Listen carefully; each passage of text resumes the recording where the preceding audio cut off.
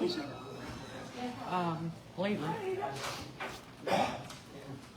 know what? I'm a food truck. I'm gonna have a food truck out here. That's what I should do. I made one. You brought it. I call to order the Etna Township Board of Trustees regular meeting here on Tuesday, July 1st, 2025.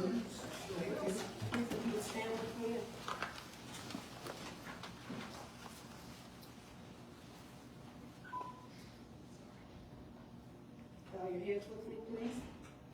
Our Father, who art in heaven, hallowed be thy name. Thy kingdom come, thy will be done, on earth as it is in heaven. Give us this day our daily bread, and forgive those who trespass us, as we give those who trespass against us. And lead us not into temptation, but deliver us from evil. For thine is the kingdom, and the power, and the glory forever and ever. In Jesus' name I pray. Amen. Mr. Evans, please lead us in the pledge. I pledge allegiance to the flag of the United States of America and to the republic for which it stands, one nation, under God, indivisible, with liberty and justice for all. Did you want to sit back? No. Oh, sit down. Is there a motion to adopt the agenda? It's okay. Is there a second? I'll go. I'll second that motion. Discussion? Yes, again, several important and critical items have been ignored. Those documents until 4 p.m. today does not give the public the opportunity to review those and ask pertinent questions that they may have about. With that, again, we cannot continue to ignore what's needed.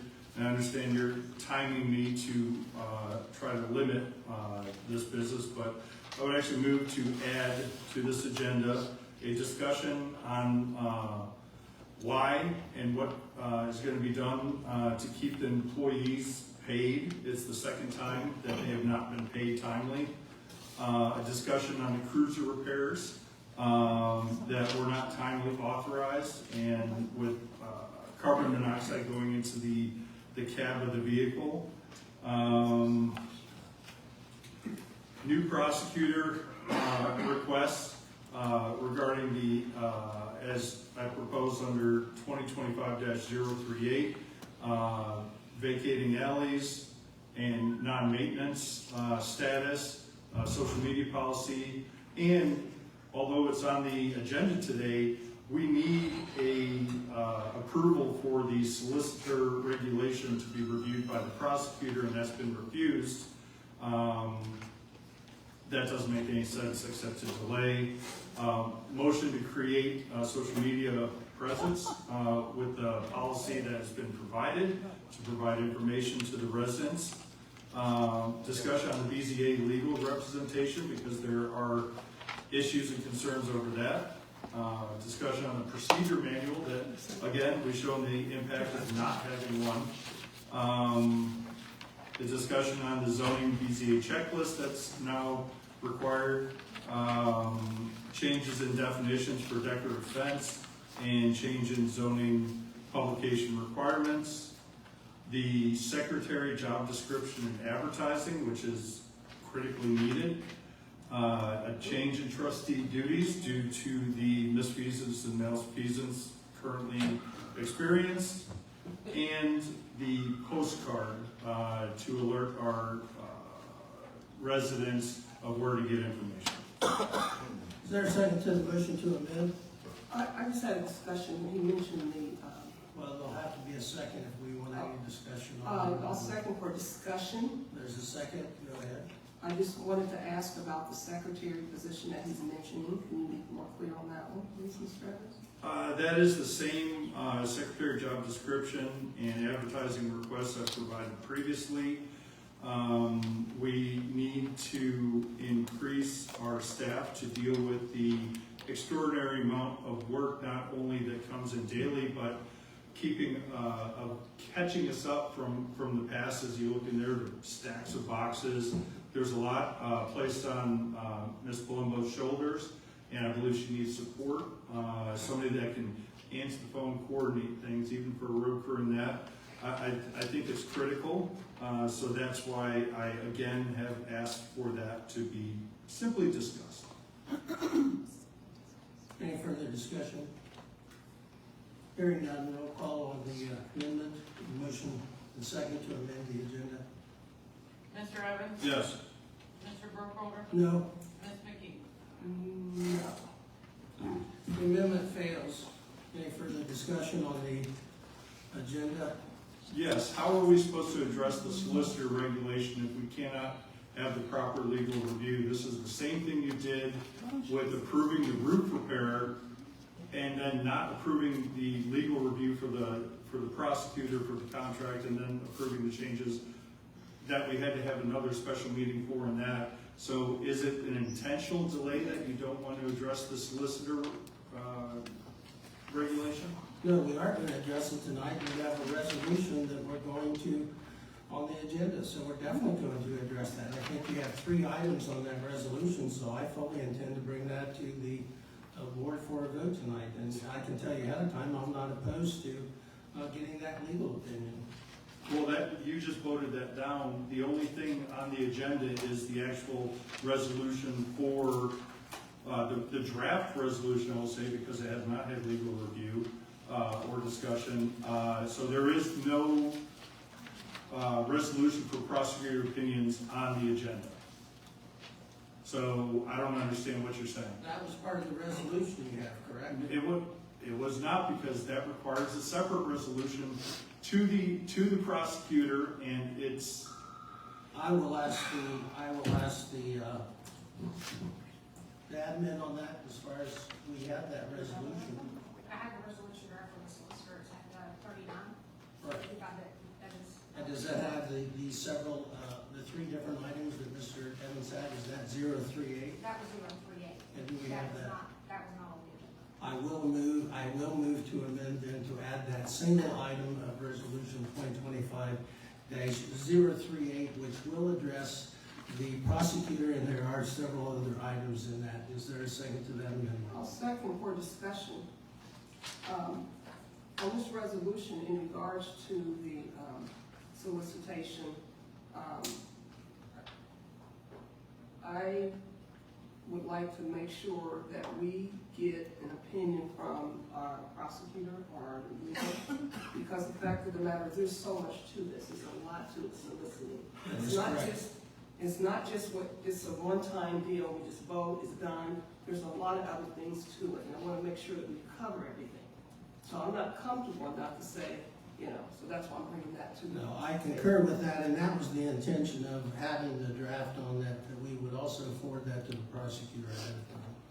Okay, so one quick thing. Does everybody realize what just happened? I tried to get that through as amendment. They voted it down. Mr. Burkholder assumed it was part of the other one, which it has to be separate. He created the agenda, doesn't even know what's on the agenda. Well, Mr. And Evans, I specifically said that this is for the prosecutor opinion, and then Ms. McKee states that, well, she's concerned it needs to have prosecutor. Well, that's what I've been trying to put. Well, Mr. Evans, let me just explain something. You wanted a whole host of additional things on there, which, by the way, you never turned in until like 1 a.m. in the morning on Friday, so. You never I'm not provided gonna- a draft as you were required to, Mr. I'm Burkholder. not gonna respond to your Correct. constant personal attacks. Roll call. Did on you the provide the amendment. draft? You Roll did call not. on the amendment, please. Mr. Evans? Yes. Mr. Burkholder? Yes, Ms. McKee? Yes. the amendment passes. On the second try. Mr. Evans, you constantly complain about everything. Roll call on the main motion to adopt the agenda as amended. So moved. It's already been moved, so we just need to vote. Roll call, please. Mr. Evans? No. Mr. Burkholder? Yes. Ms. McKee? Yes. Okay, is there a motion to adopt May 7th, 2025 regular meeting minutes? Also moved. Is there a second? I'll second. Discussion? Yes, there's been an ongoing issue, serious issue with the lack of proper review of the minutes and their creation. We are repeatedly told that they will be reviewed by others when there are glaring errors still present, suggesting the reviews are not being done or without care. I will be voting no on these and all future minutes until this board is interested in providing correct meeting minutes, which are the official record of the meeting. I've repeatedly made the board aware of serious errors, including missing motions, wrong votes, and even multiple 5 votes cast with non-board members showing to have voted only to be ignored and incorrect minutes shoved through. Additionally, the fiscal officer is neglecting her duty to ensure the meeting minutes correctly reflect the meeting proceedings by certifying them when they are knowingly incorrect.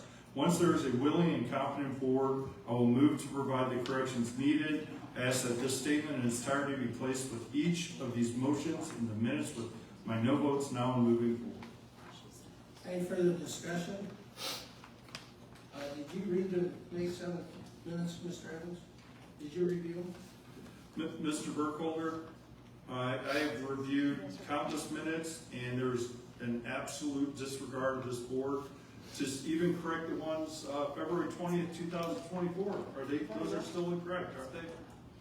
We asked you to bring forward with your corrections. And all the other ones too. Okay. So again, I just you guys asked do some not questions. want to seriously address the minutes, so I will hopefully next year with a willing board. This is not a campaign time, Mr. Evans. so- No, it's about doing it right. Anyways, roll call, please. I did review the minutes. Reviewed them, You so- reviewed them 3 Roll times call, last please. time and they were still wrong. Well, that's your accusation. Roll call, Mr. please. Evans? No. Mr. Burkholder? Yes. Ms. McKee? Yes. Is there a motion to approve the June 16th, 2025 High Point Park Public Informational Meeting minutes? So moved. I'll second. Discussion.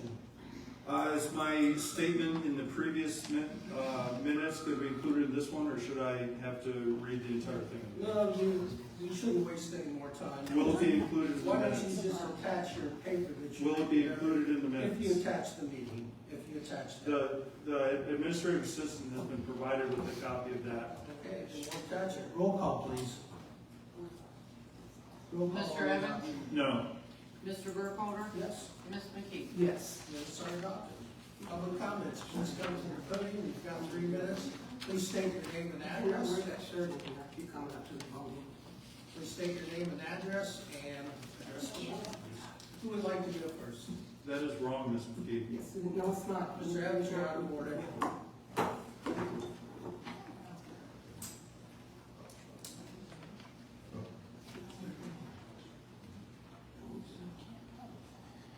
Ryan Davis, 8807 Watkins Road. I find it very disappointing that one trustee is refusing to participate in reviewing minutes any longer since they are not being done to that particular trustee's standards, and that trustee is refusing to sign checks at the end of the meetings. And what we think we witnessed there at the beginning of this meeting is similar to other meetings where he complains about the work that's not done in the body of the meeting. So there's things that are not done. I thought the fact that we added one item, or that the board added one item to the meeting tonight, was a step forward, and that, of course, it did not make the agreed trustee any happier. So I encourage the board to move forward with the resolution for the solicitor pending legal review. I think that'd be a motion you could do, or you could hold the whole thing, that's your choice. But to slow down the business of the township now that it's on the agenda, because the legal review is not done first, I think would be a disservice. Yeah. I think I've seen you guys do that before, where the review could be pending review. So anything to speed this meeting along. Thank you very much. Thank you. Who's next?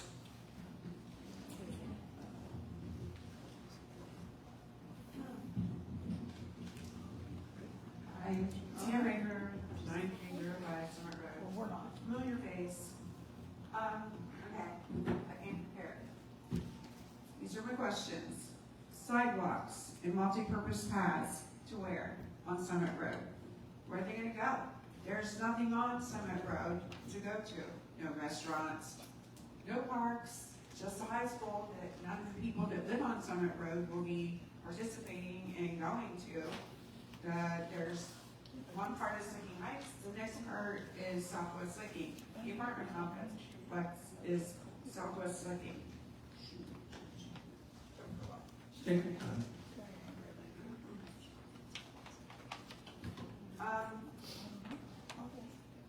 Speed limit. Are you gonna change the speed limit so we don't have the drag racing course even more prepared for the people who use it on Summit Road? Replace with Singler better. So you're gonna bring in 100-foot tall pine trees and 100-year-old oak trees to replace with same or better, same with the flowers, grass, all the other stuff that we put money into and are going to have ruined. Okay. You hire people who spent their lives, you have people who spent their life savings on the houses that they live in on Summit Road. Okay? They work 40 years, sometimes even longer, to get what they want. Yet, we don't even get the common courtesy of knowing what's going on our road. So yeah, we're all pissed.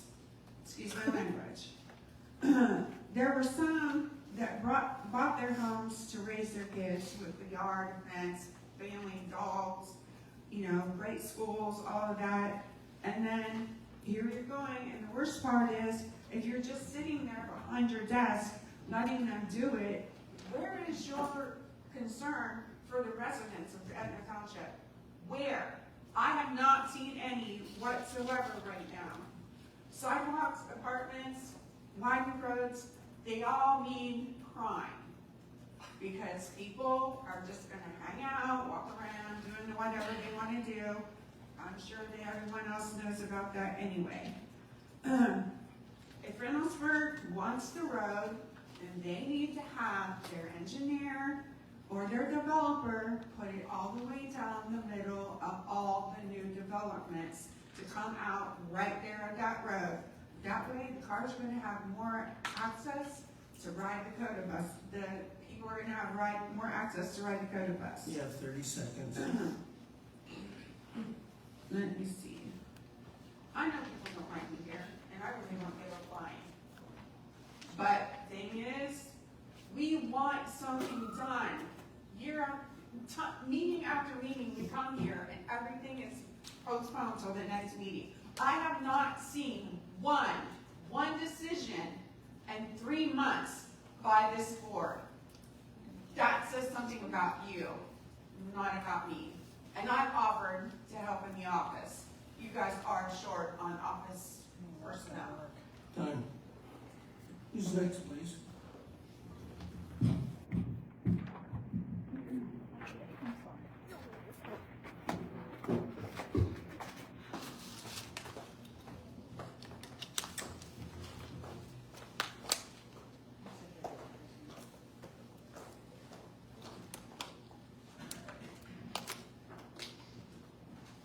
Katie March, 37 First Avenue, Southwest Etna.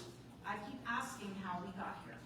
Right now, residents and communities outside of Etna see a board frozen with inaction, and the slow-moving decisions are no longer acceptable. First, look at the agenda. There is really zero reason why a union contract for a handful of employees was not renewed in time and instead needs to be extended. We all make mistakes. Let's work to fix it now and put a system in place to prevent it in the future. I will give a nod to Mark's master calendar request. Any one of you could create a Google Calendar with shared permissions that allows things like software renewals, contract renewals, grant deadlines, and payroll processing, and the like. It takes one person to start this. I'll go further with Mark's idea of a social media presence. This is the world we live in, and whether we like it or not, Facebook is a major source of information. The township needs an official page where announcements of events, meetings, polls, and the like are posted without commenting aloud. It can literally be created in a matter of minutes. He and I will differ here, though, as the management of it should be done by either the township secretary or a township employee. Mr. Evans has shown poor, unprofessional, and unethical behavior on his own Facebook pages and has lost the right to control anything pertaining to social media. Positivity, there is none in this hall right now. There is nothing to look forward to as a community. Under Rosalind McKee, we had a family movie night and Labor Day fireworks. Please bring those events or something like that back. These are things that give the community a reason to come together. Back to agenda items. This agenda could really be handled in probably an hour to an hour and a half, but this meeting will more than likely be 2+ hours with all the bickering that is forthcoming. I feel for the people on Summit Road who really need 2 answers right now. Does Reynoldsburg have jurisdiction over the part of the road their property sits on, and is there anything they can do if they don't want their property interfered with? Those answers should have been obtained months ago. Mayor Begany did a professional job speaking at our meeting and explaining what is possible and proposed. A minor topic on the agenda, Civic Plus. I looked over that software today and it would be exactly what Etna needs and could utilize well over diligence. It is a software for small governments and includes website capabilities, agenda and minutes creation, but more importantly, has the ability to add in public records request buttons and a resident 311 portal. This is direct communication for your residents to interact with their government. This would stop quite a bit of the email back and forth where you copy, no, you put that message, and all that stuff that our meetings are filled with. Just about every software company has a cancellation policy that would let an entity canceled, and this should be looked at for diligence. Lastly, let's talk about culpability. You are a board of 3 and equally responsible for the good and bad that occurs. Playing passive-aggressive games is creating more drama and conflict. 20 seconds. Transparency is not fighting on Facebook. Transparency is putting 21st century tools that allow the public to interact with their government. Saying I'm blocked isn't good enough because the fault is this. By all your transparency on Facebook, you've shown us you know about things. You know who to contact, and sitting back on a keyboard, filleting your team leaves you just as culpable as them. You all lost a major asset when you let Mr. Spurgeon walk out on this job. And the statement that we've moved on to another topic when a resolution was raised to bring in training marshals is just apathetic. One last thing. Rosalind, you showed us you were a leader when you were board president. You quietly and gracefully handled business, and it was appreciated. I would love to see you back to do that. Thank you. Who's next?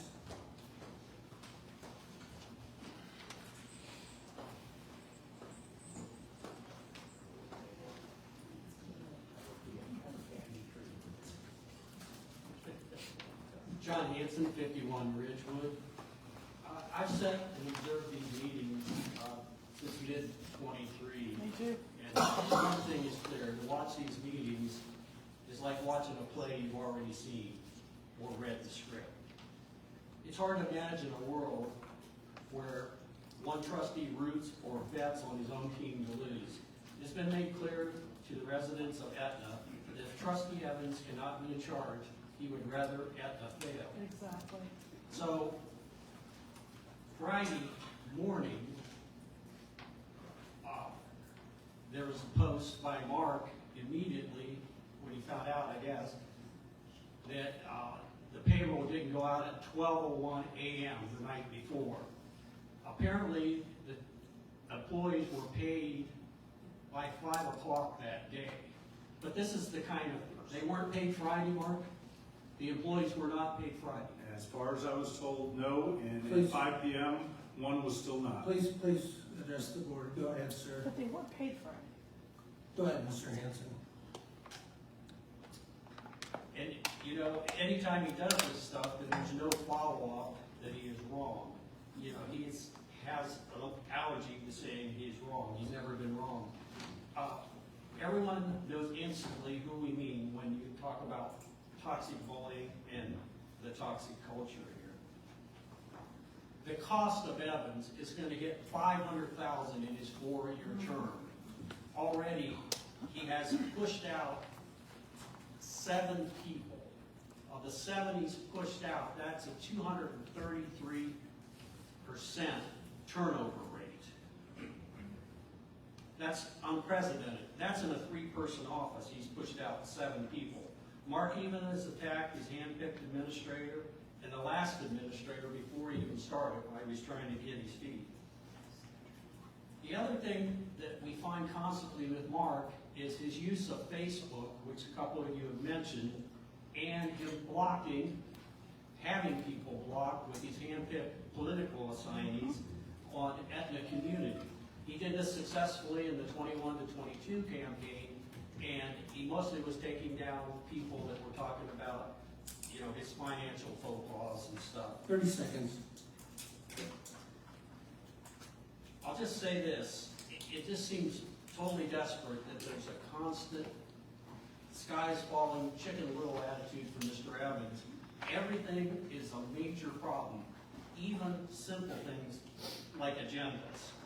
I would say if the Evans campaign has a smell, it is the smell of desperation.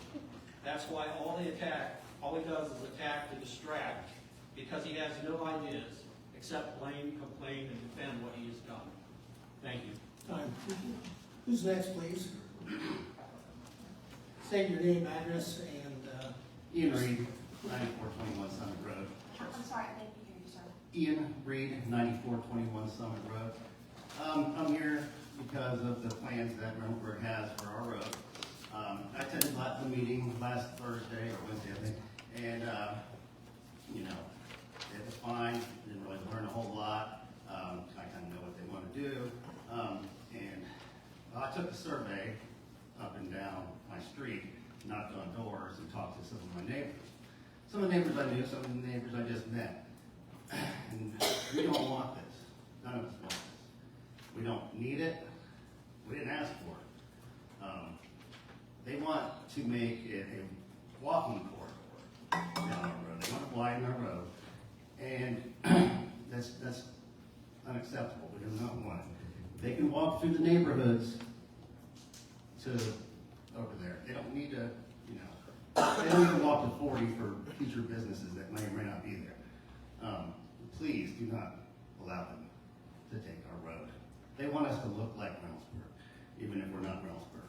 We don't want that. We don't like it. Our town, our street is quiet. It's dark at night, and we are all just, our stomachs are turning. We're sick from it. We don't want it at all. Please do not let them do this to us. It's just, it's wrong. Not Reynoldsburg's road. We don't want to look like Reynoldsburg. We didn't move to Reynoldsburg. If we wanted to move to Reynoldsburg, we would have. But I'm sure I have more to say. Please don't let them do it. Thank you. thank you. Thank you. No one else?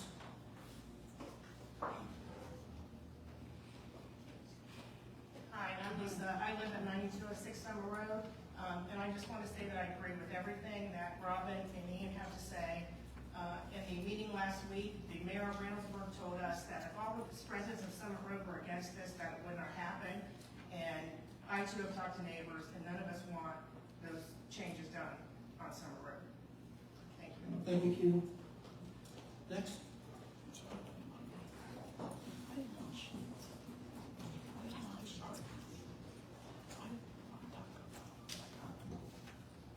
Matthew Rosberg, 46 Cedar Park Boulevard. Looking over tonight's agenda, I find it kind of interesting that Civic Plus is popping up on there when we just made our annual payment for Diligent. And researching that software, it's a great software. Reynoldsburg has made great use of it. But what's concerning is if you look into Reynoldsburg, their transfer costs were a little bit over $28,000 plus an annual payment before they started it.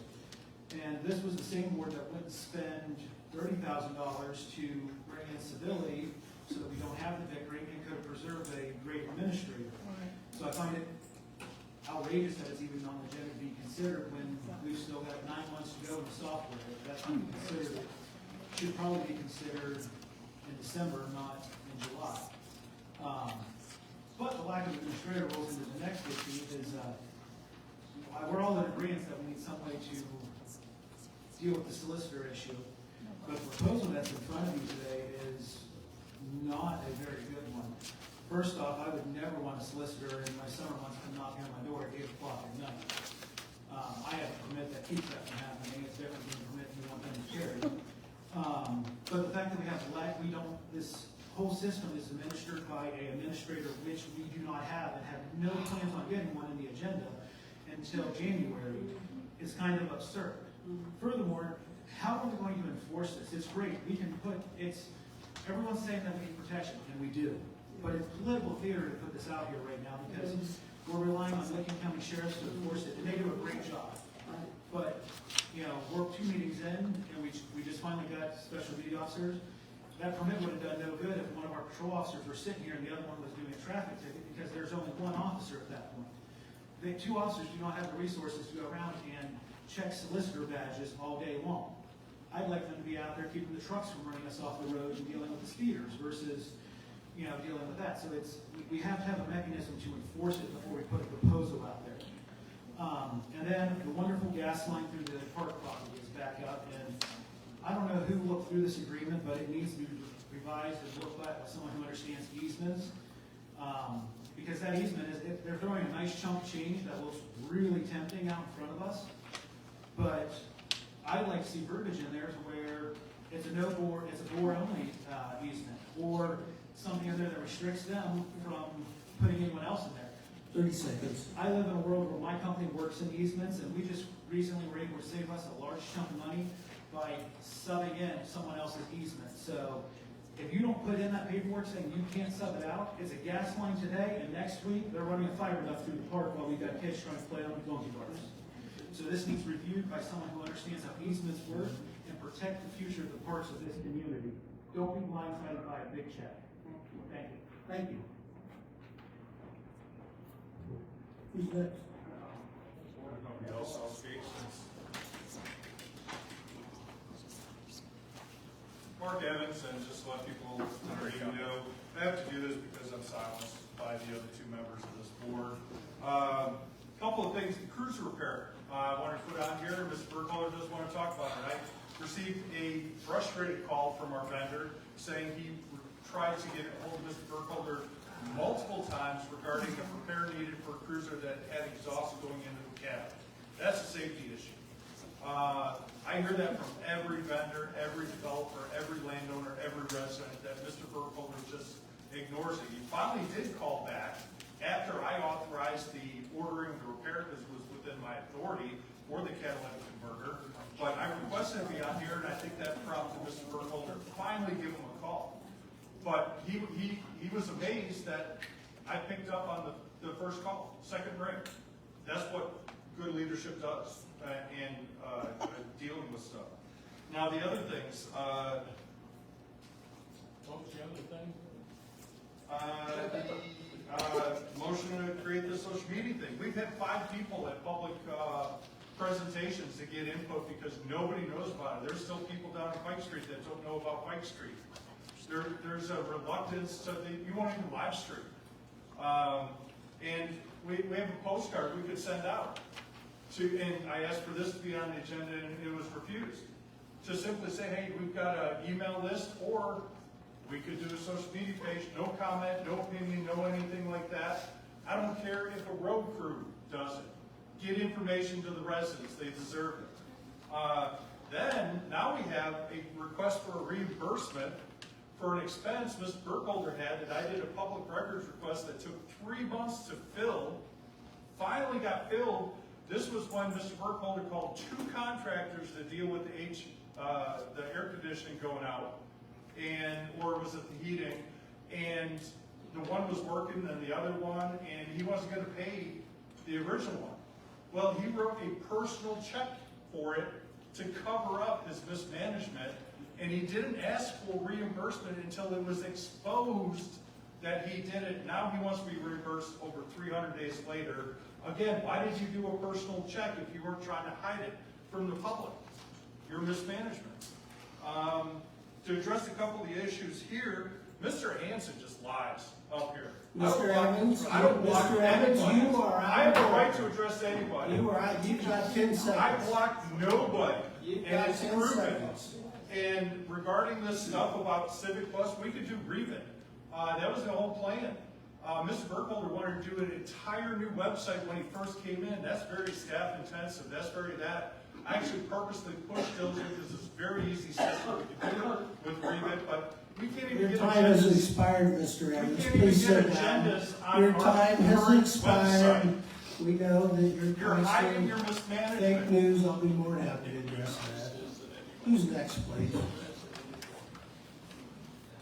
This is why it takes so long to get through meetings, because of these constant personal attacks. That was 3 minutes exposing your mismanagement. Well, you do that everything, you put it on Facebook. Go ahead, you have the floor, ma'am. Alicia Zacher, 79 Trail East, Etna. This is exactly what the forums are like for 2 hours. Campaign, put down people, talk about things. This is what's going to get us sued. I tell you right now, truthfully, he does nothing but bash. That forum is a campaign, and it's for this township, and it's being held in this township hall. Have it at your house, have it at Sabatino's, have it somewhere else, but you're trying to draw people in here, and all you do is bash. And when McKee came into the meeting, You bashed her. You bashed Gary, you bashed her. Open meeting We're violation. Mr. Evans, you're out of You order. just keep going on and on. That's why they keep cutting you down. How much money did you cost this township last Thursday because you didn't show up at a meeting and all the lawyers and everybody came? What do you? How much? You don't know what Thursday was? Proceeding is planned. Were you supposed to show up at a meeting? Everything. You didn't show up. Proceeding is The planned. contracts for Did our the employees get employees, paid? you jacked everybody up and it's at our expense as usual. Mm-mm. This Come to is order, Mr. exactly what Evans. Mr. Hansen's talking about, and he's exactly right. Thank you. Thank you. Anyone else?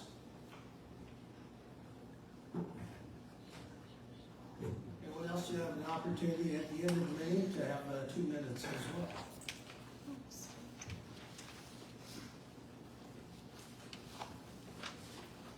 No, it's true. I'll make a motion, we approve the Cumberland Trail and Trail West Engineering request. And we can do that by form, as Mr. Evans pointed out the last time, to get the estimate from the county engineer for the mill and fill. Is there a second? I'll second. Discussion? Yes, once again, this process is not proper. I will disagree with the road superintendent that the engineer will consider all options and do this. No, you're asking for mill and fill, so they're gonna give you mill and fill. You just, again, want pretty nice roads for your neighborhood. And that's not proper. We have so much expenditures coming up that well, number one, we don't even have an extended budget. We barely got this budget in. We have a part that we're talking about 17 to, I think, $75 million. We've got Pike Street obligations. We've got all kinds of other obligations. And we instituted a review of the roads and the maintenance of it, extending the life, but now you just want to do a brand new road when the base is fine, the structure of it's fine. You can extend the life of it for at least 8 years at a fraction of the cost. It doesn't make sense, except that it's your road. You were for this before, Mr. Burkholder. You attended that meeting as a resident and, I believe, candidate, right? That is correct. And we're all for it until it came to your road. It just doesn't make sense. But even if we're gonna do it, and it's gonna be said that, well, the engineer's gonna give options, they don't give options like this. So it's not gonna be considered as it was discussed last meeting. It's gonna just be, here's the mill and fill, and you're asking for 2 separate ones. You have 30 When you put it to seconds. bid, you put them together for economy of scale. And it's just totally mismanaged. Do you have anything? I don't. Roll call, please. Mr. Evans? Yes, for the estimate. Mr. Burkholder? Yes. Ms. McKee? Yes. Motion passes. Zoning.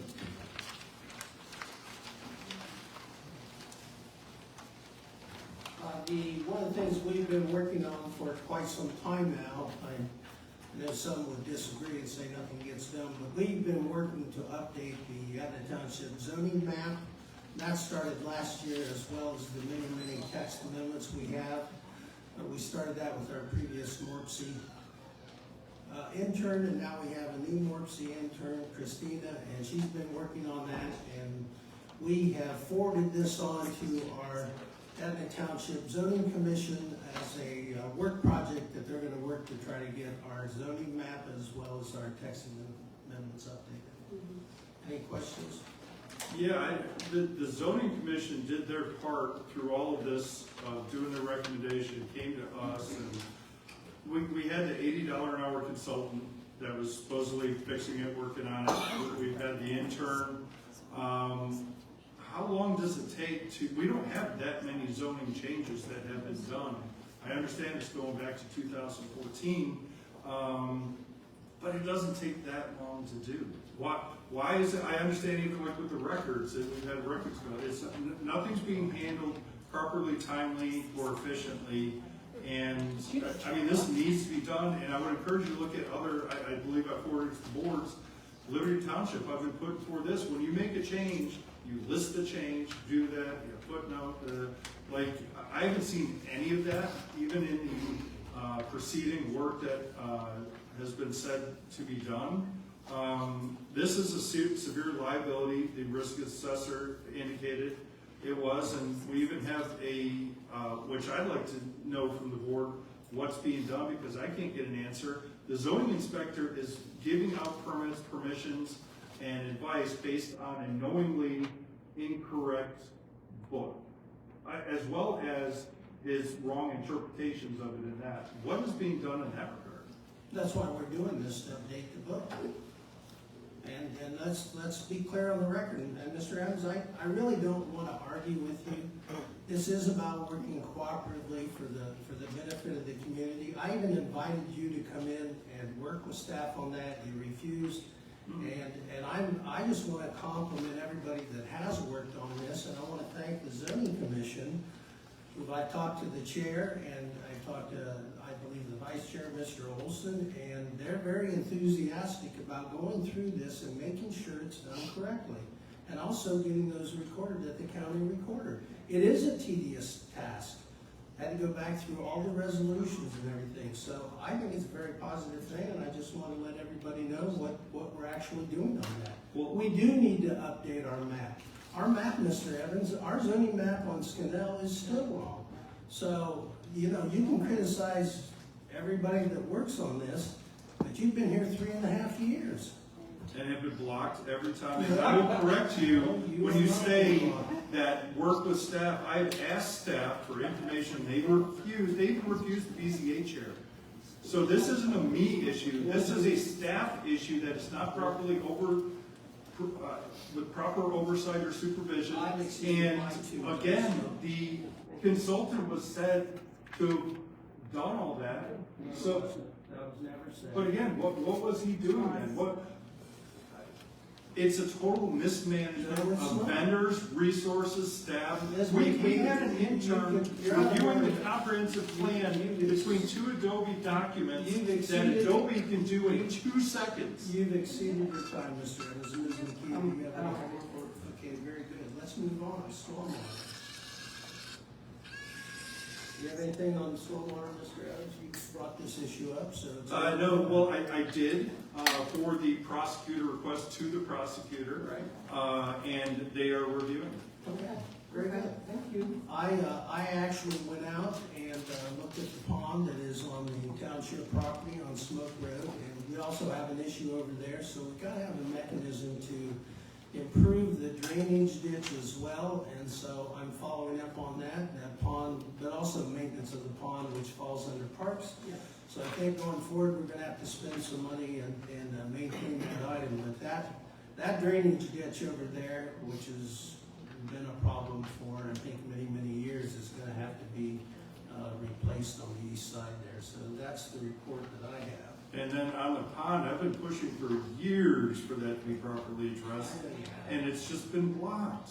No, It makes no sense. It's not been blocked, but At one point, they were gonna fill it in in violation of wetlands, EPA. We, trustee, we know all that, but I've already contacted EMH&T, and I've asked that they submit a proposal, an estimate on how to properly maintain or correct the problem out there. This isn't something you just go out with the backhoe, and I've also talked to the road department. There's a couple dead trees there that we're gonna have to take down, and also we've got to do some additional mowing there. So this is a complex issue, and I just wanted to report to the board what we've been doing and how we plan to proceed. Well, it's interesting because that is everything I sent to the board that I actually did initially. I spoke to the AP, I talked about whether there'd be permits required or not. I did all that, and you're acting like nothing's been done, and you just flew in there and. No, Mr. Like, Evans, I'm Mr. not. Burkholder, these delays actually affect people. It affects the people that live next to it with the flooding and that's been asking for help for years. We still don't have on the park property, the entire park property, any wetland delineations that I've been pushing for years again. Like, how are you going to design anything unless you know where the wetlands are? It's just one thing after another that isn't properly and timely addressed. Well, I'm sorry, Mr. Evans, but that's part of your legacy, so. It was addressed before. If I was lost, how is it my legacy? I'm sorry, Mr. Evans, it was addressed and there was, You wanted to fill it in. Mr. Evans, that's not true. Okay, let's be honest. No, sir, no, sir. And it's interesting because one of the residents is here in the meeting tonight. And he knows we addressed the problem. And I guess we are having some issues again, and we can address it. You know, but our road crew and water and soil, there were several people involved in that, and they got it corrected. No, they didn't. Oh, yes, they did. Okay, very good. Very good. As far as the parks, we are moving forward with MKSK regarding High Point Park. I also talked today to Jim Jackowitz with EMH&T. Mr. Evans, you had some, I think, some comments and concerns regarding the large park on, off of 310. I don't know if Mr. Jackowitz has had a chance, but I think he was going to contact you and see what further questions you had so that we could move forward and finalize at least the conceptual plan and bring that to the full board. So I don't know if he's had a chance to touch base with you or not. Well, right now, there's two different totally opposite plans, 17 million to like 75 million. And there's a lot of issues. I mean, we really need public input, and that's where having people that could go to our social media or get advertisement to get input, because yeah, the survey went out on a little tiny card and that, but we're not reaching people. We had 5 people in the like all the public presentations throughout the zoning commission, all that, 5 people show up. And it was the same 5 people that are here, where people again are on Pike Street, don't know what's going on. They're like, this is important, and we got to, even though park across the street there.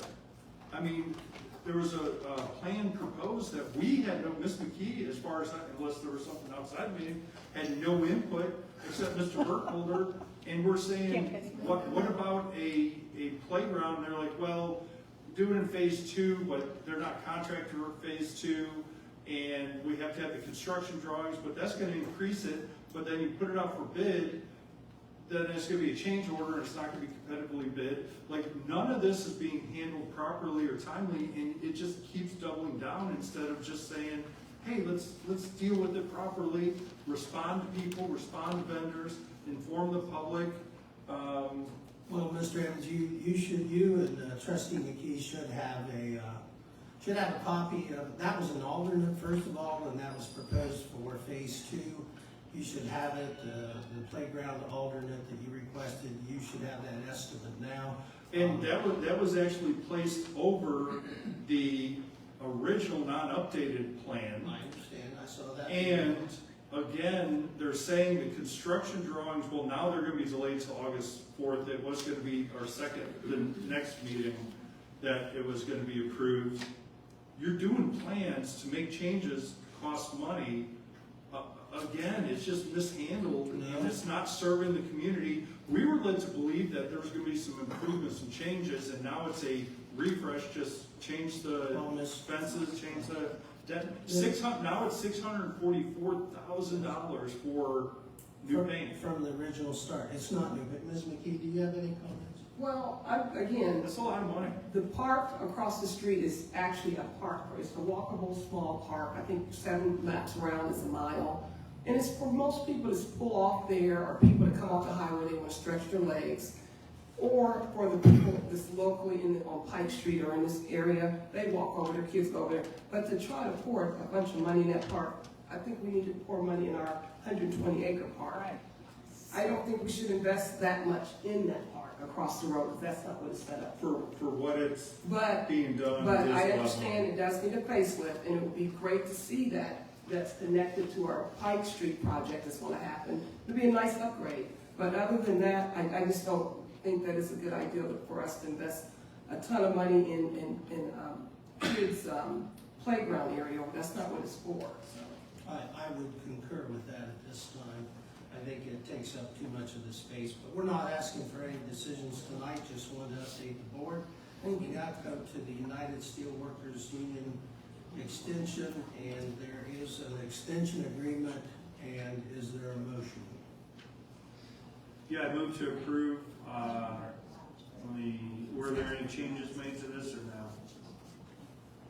From what the, no. So I'll move to, approve the contract extension agreement with, myself as the signer, as the management representative, as presented. Is there a second?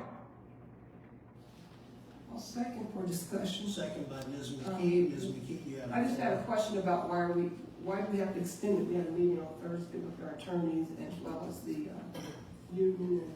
Well, Shut up, I'm fine. because the contract ended yesterday, and this process wasn't, originally I was supposed to be part of the process, and then I was taken out of it when the administrator came in, when I was still supposed to be in it. Then I was brought back into it. But we have numerous items to still address, but we have a new one regarding the pay that they're now asking to ensure timely payment. So we've got more to deal with, but our next meeting is, I believe, the 24th of July, where we'll go through a little bit more that we've been discussing and working through. Should the date on this be changed?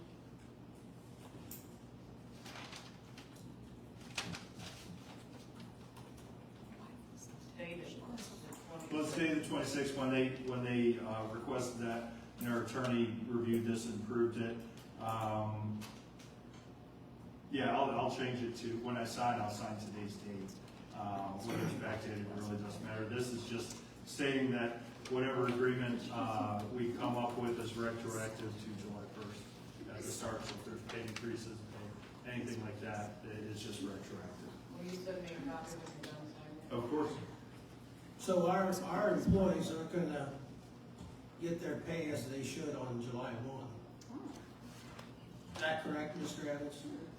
Well, pay date, the elected officials get paid on the 1st. The employees get paid the Thursday, or they should. No, they get paid on Friday. But Or this- Friday, this- they get paid on the Friday, but everything is the same, their current pay stays the same, but if we negotiate a, say, 3% raise, that difference between that time that they weren't paid that 3%, they will be made up for that. Yeah, they'll be made up, but they have to wait. They don't have the cash flow because we have to extend the contract. And my question is when you gave the impression to people that everything was going smoothly and you missed the meeting on Thursday. No, you're trying to, Did you miss the meeting? you are trying to, Did you yes, miss the meeting? because of an error in the date, I had it for Friday because we kept changing it, but guess what I did? Prior to that meeting and after the last one, I went into intricate detail and discussion with the attorneys about, okay, where are we going from here, where are we going from there, what they're getting, what, and they addressed it all. That's what proper management and leadership is. Nothing would have made that an agreement would have been done last week because there is a lot out there what we're looking at, and I don't know if I can say it because those negotiations are supposed to be private, so I won't. But I believe that you've been keeping made aware of something Ms. McKee and Mr. Johnson never did. I got it the Friday before the Tuesday was shut Well, through. we're not gonna go back on. No, but Mr. Gerkel, you're trying to, for political No. purposes, state, and our attorneys were properly prepared, and like I said, of where I think it should have went, and they should also be contacting you, and so you're not in the dark, so you can't say that you didn't know. It is properly being handled. Well, I would disagree, but that's neither here nor there. But what I will say is I did talk to our attorney, Ben Albrecht, and he told me, yeah, well, a lot didn't get done because they left at about 10:20 or so. That's when I found out. And just to be clear, Mr. Evans, you had the discussion last So Saturday. it's amazing that you can violate that attorney Mr. Evans, client privilege. Do you want me to tell him, tell everybody what he said about you? Mr. Evans, Mr. Burkholder, there was an open discussion. And the lack of communication? There was an open discussion here on Saturday in regards to the contract. So I don't understand why all of a sudden tonight you're saying you can't discuss it. You've discussed it. No, you can discuss Yes. that contract You negotiations discussed it going for on. public in the And what is concerned about the other That's correct. contract that you showed through? I'll call the question now on the vote to extend the agreement because it is the right thing to do. We do want to get that updated, but we also want to get our handbook updated as well. And why did you remove me from the discussion from the beginning? From what? The union discussions when it was the board approval that Mr. Spurgeon said no. No, I recall, just for clarification, and that'll be the final word, but I recall correctly in great detail. I made a motion that Mr. Evans, because we need to move forward to try to meet the July 1st deadline, and that at the time that Mr. Spurgeon or the administrator came on, they would take over at that time. With the departure of Mr. Spurgeon, I called our attorney and said, well, in order to have transition, a smooth transition, and to try to keep these negotiations moving forward, it will now go back to the original appointee by this board, and that was Mr. Evans. And Mr. That's the Spurgeon change did not we're follow gonna through, that didn't advance anything? we're not- And wouldn't have been, We're not gonna- wouldn't we're not it gonna have malign- been proper we're not to gonna have the malign individual that was somebody. working on it We're not- transition the new guy in? We're not gonna But malign. Mr. Albrecht was told, We're not gonna no. malign, we're not gonna malign anyone at this time, so. You I've don't called wanna the be question, exposed. so, well, you can make your own opinion. Mr. Roll call, please. Yes. Mr. Burkholder? Yes. Ms. McKee? Yes. We have Alpha Link on here, for discussion only. I want to give a quick update. I do disagree with one of my colleagues. I do believe we need to make a change. I know we've approved the purchase of some laptops. We've approved the purchase of some new updated telephone equipment. I agree with the comments from the community on many issues and aspects regarding giving our employees the correct tools. I was updated that apparently Mr. Spurgeon had forwarded this contract to outside counsel for review before this board would take any action, and I have not verified that yet, so I will be happy to answer any questions. In my conversations with Alpha Link, I agree with them. Under a master service agreement, they would not be charging us labor to come in and get those new laptops set up for the phone. So I think it makes sense to consider this at the next meeting to verify that it's been reviewed by legal counsel and to go with a new master service agreement with Alpha Link, contingent upon our contract with our current carrier, X-Tech, and seeing what our cancellation policy is with them, but I'll be happy to answer any questions. Ms. McKee, I know you've worked on this with, I believe, Mr. Spurgeon, so do you have any comments? Yeah, I thought it went over to our legal team, and I thought they gave you a response. I'm not sure of that because now I've had to fill in that transition from our outgoing administrator, but I wanted to verify that because I knew if I didn't verify that, I'd be crucified, so I figured it made sense. So if there is any of that. What legal team did it go to? I believe, it's my understanding, it went to the grading. Why are we using outside legal I can't answer services that. at over $300 an I hour can't, I when don't. the prosecutor I is understand, Mr. Evans. I don't free? know. I can't answer that question. And the because I proper don't know. one, well, that's the lack of oversight. You said you knew about it, and you never brought that up. Knew about what? You said you knew that he had forwarded to the outside counsel. No, right? I just found that out. When I asked the question, because I wasn't the administrator, he was, and so my question you were was, supervising. has this gone out? Well, I knew what you. Well, regarding this proposal, our current IT company, who were actually brought in when the former one went out of business without anybody knowing, there's nothing wrong with our current IT company. This is bringing in a newer company. It was somebody that Mr. Spurgeon worked with. Again, I've heard no issues.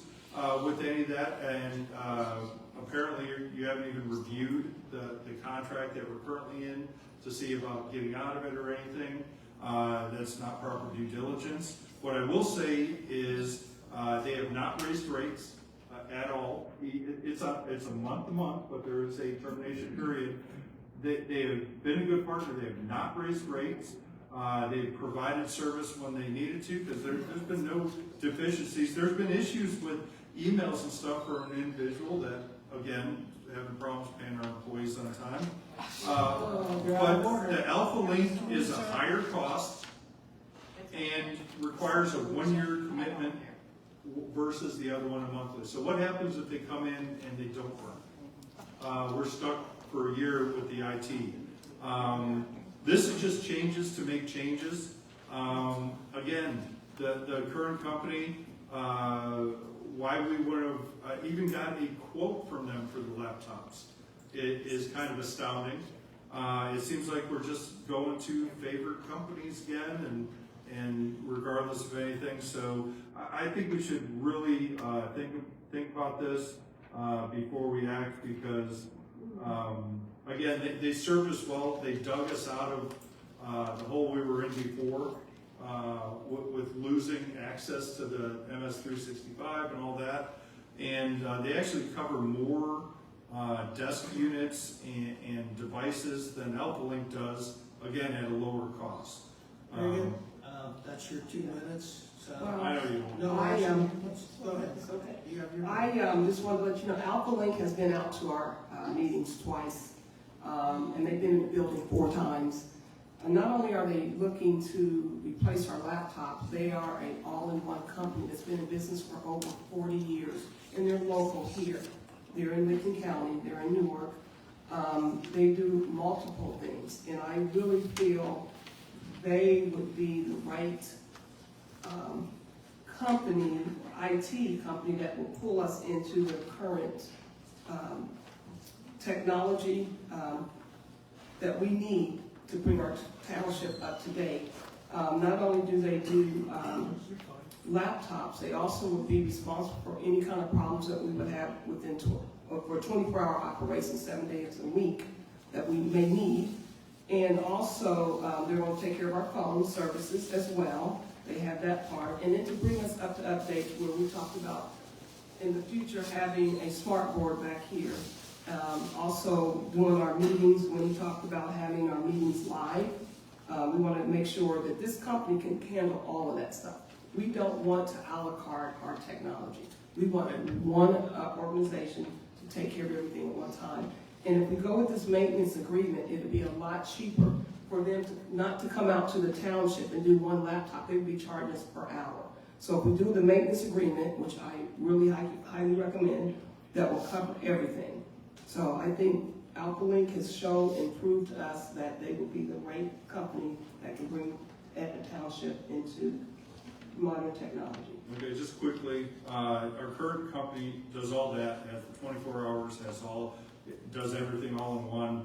But have you looked at AlphaLink's proposal for the live streaming? Have you seen other other jurisdictions that do that? Yes. Because it's a system that when anybody's speaking, it jumps to them. Yes. And you try watching that. Yes. Half the time, I believe, I don't know if Kirkersville has that, or I think Kirkersville has it, and it is horrible. But again, our current IT provider can provide all that. I've been pushing for that. I was actually working with them trying to get the online share drives working, we still need, when we send it to the zoning commission, got to put in there everybody's name, you just create a group. Nothing's been followed through, and I've been blocked the entire time. And what laughing from the audience, when you can't contact the vendor, that's being blocked. When you put forth a proposal of what to change and how to do it, I mean, we've had the fiscal officer making this email, sending this email, that email, it's nuts. Mr. Evans, That's I all you had gotta say. problems This is just for quite a while, and it's I not being have to done wait properly. 2 weeks to get my emails recovered. I don't have 2 weeks when I'm looking for the documents. So I just want you to know, the company that we're with now, they're just not taking care of what we need to be taken care of. It's not So- being handled properly. Just like every other vendor. Well, that's not true, Mr. It is. No, How's our mechanic? I know you want to, I know you like to make your political statements. I do before. I'm the one that get the calls. Well, I've already resolved that problem. After. Mr. Evans, Summit Road, Mr. Evans, Yes, well, I'd like to, you had a meeting with the attorneys, the prosecutor, I believe, was involved, and we had Well, the it was- open house also. yeah, it was myself with it. In under 72 hours, I scheduled the meeting. We had the meeting with Reynoldsburg, the public service director, Bill Dorman, Chris Shook, the attorney, myself, and our attorney. That was pretty easy to do. Then I attended the meeting on Wednesday, I think it was 25th at Reynoldsburg, for the information. Some of the people here were in attendance too. I created the input form for residents to submit. I provide those to everybody. We do still have a few outstanding, and they said they are filling them out. I think that'll provide initial concerns, but I think really, I believe coming up soon, they're going to be staking where the property lines are, so I think everybody will have a little bit more idea of exactly where the existing right-of-way is. Mr. Begbie had sent over a revision after some residents indicated that, well, maybe just on the one side, having a sidewalk or path. So they did send that over. Now, anything that is provided is just, it's not to scale or anything, so you can't really use that, but it's a start. Again, I'm still haven't gotten the answers of why Mr. Davis was included in those original emails and why it was ignored last year, because we should, Mr. Evans, to move on. Mr. Begbie's credit, and I do apologize for stating that they were trying to push it through without township guidance or participation. He actually did. It was our fault, our leadership, that did respond You didn't personally. So respond in I do January publicly either. apologize to You Mr. didn't Begbie on that. respond in January either, Mr. Evans. Oh, yes, I did. In January, it was after this meeting where I was already requesting information and documents, and he asked for the leadership to do that and do the, with the agenda and all that, and we know you want to control everything. I can't start having meetings with Mr. Begbie on my own, Let's so stay on, don't let's try to stay on, deflect. let's stay on topic. Everybody here knows. They saw the Let's email. stay on topic, Mr. It Evans. should have happened What last else do October. you have any results from the survey? Yes, I forwarded them to everyone. Did you read those? And you still have some more to come, correct? Yes, did you read those results I sent you? That's fine. I did not. Okay. Well, most of them have made major concerns. Well, I appreciate all the comments we had here tonight.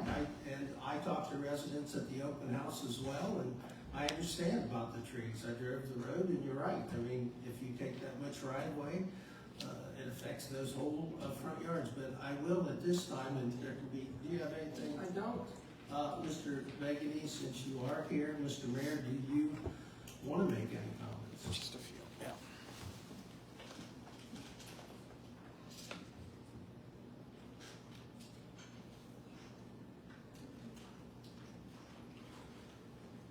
Joe Begbie, 8840 Kingswood Drive in the township, Mayor of Reynoldsburg. First of all, trustee Evans, thank you for getting the things cleared up as far as the process of order of everything. Trustee Burkholder, again, thank you for attending and hearing those conversations. I don't have anything specific outside of what I had sent, I believe it was either first thing this morning or it was late yesterday, an updated thing. And again, as trustee Evans mentioned, it is certainly not to scale, but what it basically does is it eliminates the multi-purpose path on what would be the east side of the road, and then adjusts so that way less room is taken on either side of it. I do want to make sure you understand that while that stuff is done, the survey work, I believe, is just going on this week, probably will last into next week. We will not get the actual data for yards and all of that stuff until much later in the process, but as soon as I have a date for that, I will kindly share that. Are there going to be pins set? Once we have the engineering things, once the surveyors can sit there and say, this is how much it would be based on whatever the design is, there's a lot of. Okay, so your survey is not just marking property lines right now? No, this is they're gonna- survey, this is because they have to do the complete thing all the way around, so that way they know exactly side. Are the property lines and where it would be, gonna be marked? Yeah, they would, usually what they would do is they would put a post or really just basically a piece of wood with a flag on it, and they would put that at where the back of the curb would be if the curb was put in. So from that point forward, you would know where exactly it would be. But the existing property lines, are those gonna be marked for them to see, okay, they're gonna need 6 foot of my property, they're gonna need. Yeah, that would be completely, so you would actually be able to see. I just wanna make sure they're gonna see Yeah, this. there's not gonna be any ambiguity, you'll know this is where your property is and all Okay. the rest. Again, not being an engineer, I can't say necessarily how much land it is. Right. In Wagner Road, I don't think we exceeded 3 feet on either side, so we're not talking 5, 6, 8 plus feet. And especially if we reduce the one side without having a multi-purpose pad to do that, that will even shrink that. And that's the right of way acquisition. That was your right of way acquisition. And do we know, I mean, you may not know off the top of your head, what is the actual current right of way in that? That is really interesting, because sometimes it depends on looking at Licking County on the auditor's website. It's not always, you would like to have it straight all the way through. It's not always like that, so we'll be adjusted based on that. But the idea would be, based on my experience with Wagner Road, is they would try and clean up the right of way initially to make sure that everyone knows exactly how much it is. Lines up. And same thing with utility access and things of that nature if there is a need to. I know right now, really the biggest issue is the AP power lines, which may or may not need to be moved out. We'll find out with the survey work. And if this project goes forward, there definitely will be a stoplight at 40. Is that Yes, correct? yes, absolutely, yes. That would be, as all the wonderful things are going, that's the last thing that will be installed. Right. They'll probably concrete it with the base in, but that would be the last thing that will go there. And then it's a process for however long they leave it there to get people used to it and flashing. And that's probably already warranted? Yes, that very much. Given is the on- traffic given the accident. Department of Transportation and everything, they're very much looking forward to having something there because they want to try and slow down traffic in general on Main Street. So there's an intent to have one there. We're working with the Department of Agriculture a little bit further down to have another one just to try and reduce the speed based on the number of collisions. And I guess the other thing is, do we know anything about the development of those commercial lots? Because those will be in front of Eastwood, correct? Yes, the goal with that is to have it at restaurant, retail, things of that nature, almost, and again, I don't want to call it Bridge Park, because it's not, but something along those lines, except without the housing in that particular side. The housing pretty much is stocked as it is. It would be mostly residential, retail, and commercial space. I'd like to get more restaurants out there myself and some things like that. And so I guess the thought, and I think maybe residents already know this, but it was, part of that was to have connectivity with the sidewalk. Sidewalk on only one side? Well, are you talking on the Main Street side? No, on Summit. On Summit, with the intent, the most recent one would be only on one side, just given the tightness, especially on the east side of everything, which was anticipated early on.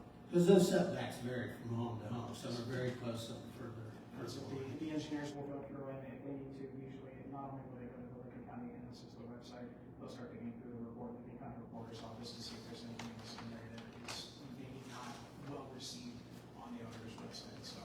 Now, one question I have that maybe you might not be able to answer, regarding setbacks, we have zoning that the house setback that, say the setback's at 40, the house is at 40, and you buy the right of way, is that any concern that with, now It would it be- violates the, If it's right-of-way acquisition only, that would be if it's a setback, and I'm not familiar with your zoning for the residential area. okay, We would maybe that's try- something we'll have to. We would minimize as much as possible in that regard. Again, this is not, none of the homes would be part of Wellsburg in terms of utilities or anything else like that. It would just be specific to the roadway itself. But the rest of everything would be dedicated still to the township.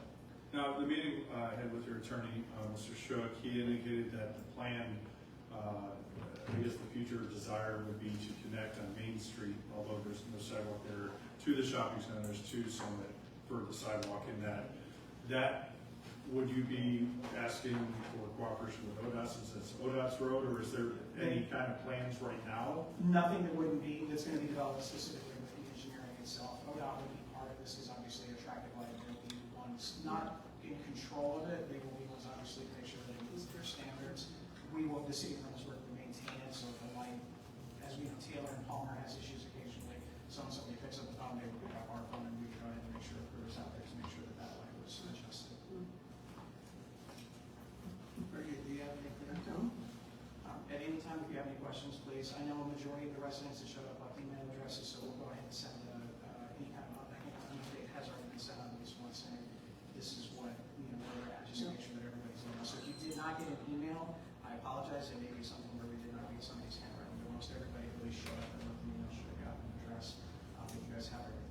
might have a few more on those the survey responses. Some people left, I think one left out an email, but I think that would be another opportunity. We'll just kind of add and kind of combine with the existing list that we have. Yeah, no, I think we're moving forward. I mean, the biggest thing is just getting information, and I think when that survey is done, I think everybody will then be able to say, this is where I'm at. For, yes, what in part, and for whatever, so we can move it forward. When is your timeline after the survey goes out, you're saying it's going out, it's gonna take a little while, when would you like a decision made? Because I think this should be just, this shouldn't drag on, we should get the information, get the input, and move forward. I would like to at least wait until the opportunity to have the homes or the boundary lines put in, so that is looking at, probably November, December at this point. And then at that point in time, once everybody kind of sees it firsthand what it all looks like, assuming there are any other changes at that point, that would probably be the best. I just want to make sure everybody's expectations, because if it does take a while, it might, I don't want people thinking, well, it's just moving forward or anything. The next big, outside of just, again, general questions or something like that, the next big thing would be setting a very specific time to meet with residents, once those property lines are notified that, hey, probably the week of such and such, somebody's going to come in and put stakes in your yard, and then at that point in time, we can as a body and as individuals. Very good, thank you, Mr. Mayor, appreciate it. Okay, the Tarma. Any update on the Tarma regarding the risk assessment? Oh, I didn't know that's, why didn't you put risk assessment on there? Why didn't you include? You either have an update or you don't, so what? Well, I'm not prepared for an update because I wasn't informed that that's what we're gonna be discussing. And probably the public didn't know what it was gonna be about either, so if you want to put it on the next agenda, we're gonna have it. We're gonna work and get a hold of, them, since some of these from 2022 and our recent assessment have to be implemented. Well, Mechanics well, Street. wait, you just said we're going to, so is it me or is it? Well, feel free to contact Tim Arnold. I thought that was made clear at the last meeting. If not, we'll put it on the next agenda. No big deal. Mechanic Street, Mr. Evans.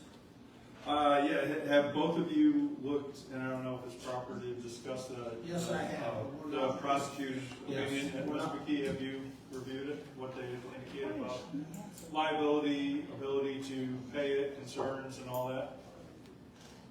The question is, do you have any questions? Well, I'd like to know if Ms. McKee and you are familiar with it. Yes, I am. Yes. Okay. Well, as just a brief summary, the tree branch fell from a tree that was in the alley onto the fence. The alley's has not been turned over or vacated. We have the ability to pay for the repair and accept liability.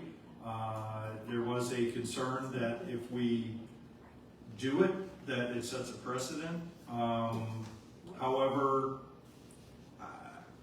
I feel that, and that was part of the whole request for the prosecutor's opinion on the alley vacating, and we can even move it into a non-maintenance so we don't have to, and I'm still waiting on the prosecutor to indicate what actual level of maintenance were required. He was under the assumption it was a gravel drive, and it's grass, so I had to make that clarification and has not heard back. But right now we've got trees in the middle of the alley and that. So if we do have a duty to maintain, should we be paying for this fence for a branch that fell off that tree? And I want to see where the board was. Mr. Burnell, did you receive an estimate? Yes, I did. Okay, I got one today. I requested that, and I don't know why you wouldn't have shared that with the full board. But I did get a copy. It's $1,900. Right, but why wouldn't you share that with the board? Well, I brought it out to you. If it didn't, I apologize, but it's $1,900. Right, and it's for, which I question a little bit, unless there is need for, it's not very specific, if there's a need to repair any of the posts, but it looks like just maybe one section of the pickets were affected and probably the rails, but they also have to repaint it, so it could be considered reasonable. Ms. McKee, do you have any comments or questions at this time? No. Okay. The only thing I'd say is, I think, based on everything I've learned about the alleys not being maintained, and that I believe that we should reimburse, for this. Now, the individual I have not checked since I got this proposal late. There's a renter and an owner. And I believe any payments or something should be made to the owner, if we're gonna move forward. Very good. New business. Well, are we gonna, I'm not prepared to take any action given what I've read from the prosecutor. We have no liability. well, So do you want to wait to hear back from the prosecutor? well, no, the only thing I'm waiting to hear back from the prosecutor is how, about our requirement for maintenance of the alley. That doesn't have anything to do, they provided all that, they said we can reimburse, we have a duty to maintain, it's apparently we're not maintaining. I mean, letting trees just grow isn't maintaining, but I would move to reimburse, subject to that the fee goes to the homeowner. Is there, well. I made a motion. Who does it go to and how much? For the estimate, $1,900. To whom? To the landowner, homeowner. And who is that, Mr. Evans? Well, by approving the homeowner listed on the Licking County Auditor's site. When did you get that estimate? Did you not check? It was text. It was text to me rather than email. I mean, do you want a name, or the property owner is who the property owner is? Okay. So that's my motion. Who's the property owner, Mr. Evans? Does it matter if it's Yes, Joe it does. Smith Yes, it or does matter. if it's sent to the recorded owner on the auditor's site, what is the issue? Well, before we have a discussion, is there a second to the motion? I'll second for discussion. I'm asking him the name of the owner. Please provide that. I appreciate it. Unless there's And I any, believe I provided that I didn't see it. I in didn't see the it. email and I'm sorry, I the didn't other see it. stuff. if there's any new information, I'll reconsider, but this is the same thing as the tire situation we had up on Refugee Road. We went to the prosecutor, which I support and glad we did, but I don't think we want to start setting a precedent. And I don't think, I mean, we're not liable, so it's one of those things, it's the law, everyone thinks that when a tree, I mean, we have no prior knowledge that limb, I don't know if it came down in a storm or anything, I'm empathetic with the renter and the owner, that they've had this damage. I don't know if they can file a claim on that, but I don't think it's in the best interest of the But township. when you said we have no prior notice, we have a duty to maintain those alleys, and apparently we haven't. So I think we are a little negligent there. Well, okay, that's your layman opinion, but do you have anything, Ms. I don't. Ms. McKee? Sir. Okay, we have a motion and a second. Any further discussion? Roll call, please. Mr. Evans? Yes? Mr. Burkholder? No. Ms. McKee? No. Motion fails. We'll move on now to new business, item A, Township Administrator and Planner discussion. Is there a motion? Yeah, there's a motion to proceed with the Keller, and I don't know if they're the same, since it's been quite a while. The Keller Executive Search for the Administrator and Planner positions. Is there a second to the motion? I'll second for discussion. Mr. Evans? And this is what I previously proposed. There's no cost to the township unless there is a person in that seat, and they even have a flame out guarantee. It's a national search. They've been successful in quite a few other searches. I tried to bring this up at the last time. It wasn't allowed, and I really think we can't just continue to delay, because there's nothing that's being properly or timely handled now in any regard. So the more we delay, the more issue we're gonna have. I do have any concern about anybody coming in being able to do it if they're not allowed to administer. And that's been the biggest complaint of at least two administrators ago, that they weren't allowed to even be point person on vendors and attorneys and everything else. We gotta allow our staff to do their jobs, properly support them, but this, I think it's an opportunity for us, and like I said, it's no cost out of us unless we agree to bring somebody in, so why wouldn't we see what they can do for us? Ms. McKee? Yes, well, nothing's free, we know that, so let's just get that out there. Is there a percentage, Mr. Evans, of if we do hire somebody, and is it that percentage based on the wages of that Yes, the person? percentage Okay. is you have the information, and what I said, I didn't say free, I said it's no cost Well, unless we hire somebody. But it's So we still, have nothing at risk. so it's gonna cost the township again to hire somebody to come into the township and act as the administrator, and they walk away because of the fact that we have never addressed the elephant in the room. And until we do that, there's no way I would support bringing somebody in here to harm. Let's take care of what we got going on now. That's why I've tried to support us getting training marbles in here. If we can spend money on that, that would be a good investment to get things, to deal with our toxicity in this township. Why would we bring somebody in, waste our money, waste our time, waste the residents' time, and then push, they end up walking out of here because we haven't addressed our issues that we have. And I think that that's what we need to do. I think that's the most important thing, is to address our concerns first, not to hire anybody else in the township. And that's not going to happen. I would never support that. Well, regarding the toxicity, when an administrator refuses to meet with the trustee for 30 minutes over a 3-week period, that's the issue.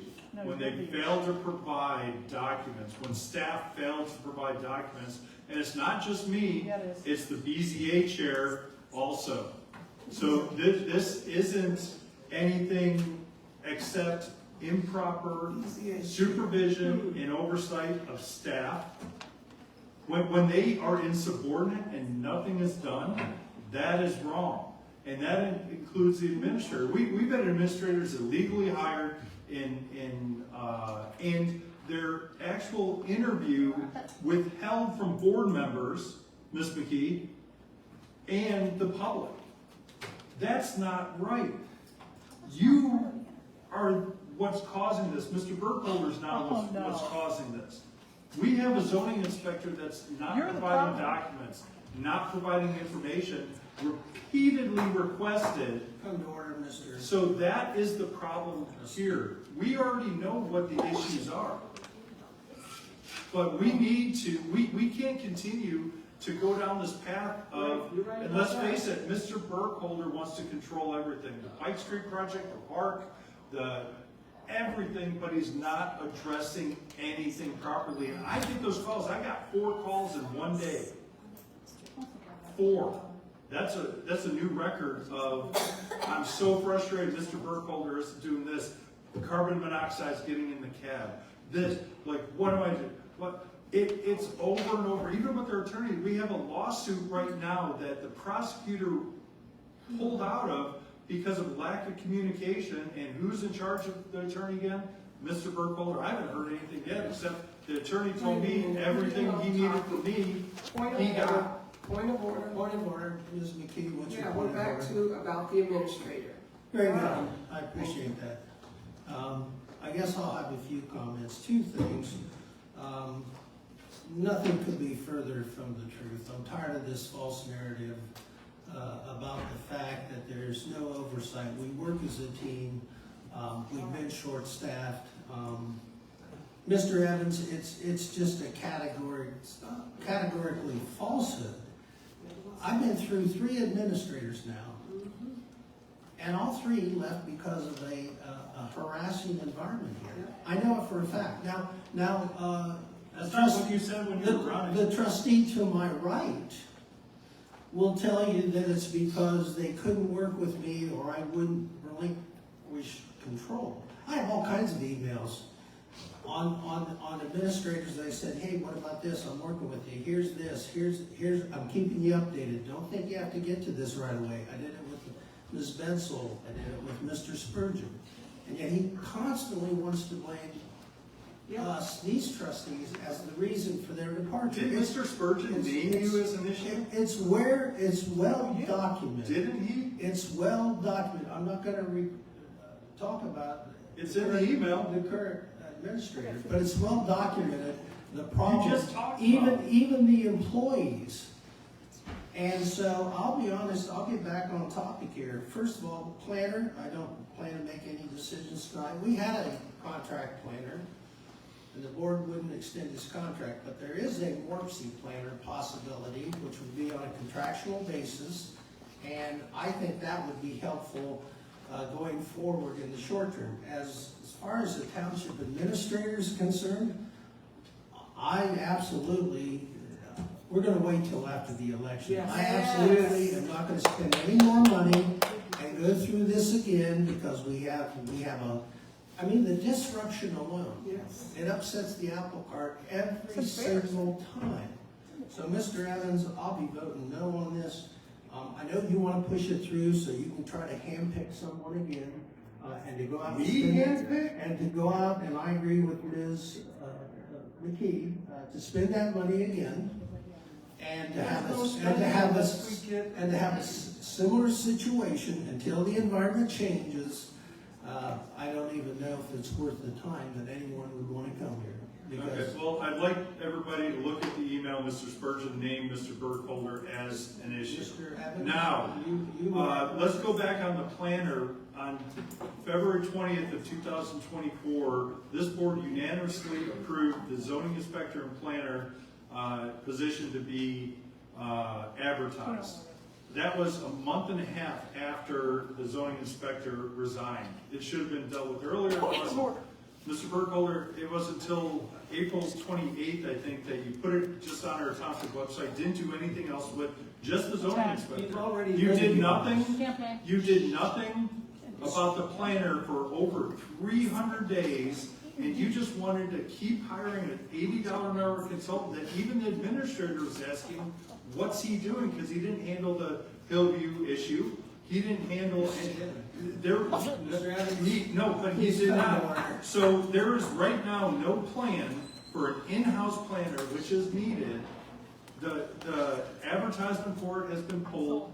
You're doing nothing for it. And again, this is a search firm that can get qualified candidates in here at no upfront cost and no risk to us unless we say yes. So why wouldn't we do that? And again, maybe we could hang on until after the election. We get a new board, but you won't give up any control, and you're mismanaging and ignoring everything, even our attorneys.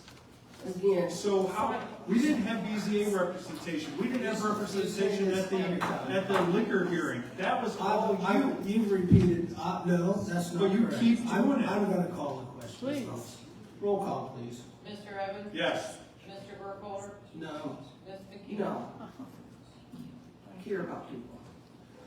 We now are going to go to a positive thing here tonight. Patriot George Lloyd at Pike Cemetery. And sir, would you please come forward for a little explanation and presentation, and we'll come to the podium and Do you need a hand with your stuff, your sign? and that? No, sir. Matthew, could you help me with watch? My watch. Thank you. Yeah. We appreciate you being here, and this is a very good thing. Yes, it is. And this That's is all. addressed to you, but this is for Yeah. Well, That we like. I like that. Because we do watch our spending here. one thing is, Alan, I'm go ahead and give your name and address first. my name is Al Gummery. I'm with the Hocking Valley Chapter, Sons of the American Revolution. We cover Hocking, Perry, Fairfield, and Licking counties. We have taken on the 250th celebration, which will be July 4th, 2026. Huh? The 250th signing of the Declaration of Independence. We have taken on a project to find every Revolutionary War patriot in those 4 counties. As of right now, I've installed approximately 168 of these stones in 3 counties, and I think 40 in Licking County. So we're on a roll. I only got another 80 to go. Wow. So, but this stone will be laid in the ground in front of George Lloyd's headstone. It'll be down in the ground so they can mow over, weed whip over, and it'll hopefully get permission to do that. The sign, I'm gonna walk around if you don't want to. Yeah. This is just another sign for another cemetery, but the sign for George Lloyd, it'll have this on it, have his name, birthday, death date, the QR code, if you guys, the iPhone, smartphone, which I don't. Well, I got the iPhone, I just don't have the smarts to do it. You can get the QR code and it'll give you his bio, who he served with in the Revolutionary War, where he fought, and when he moved to Licking County.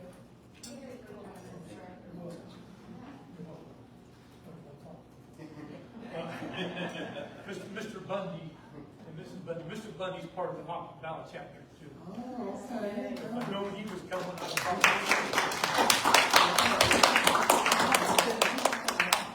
so, and all I ask is a permission slip.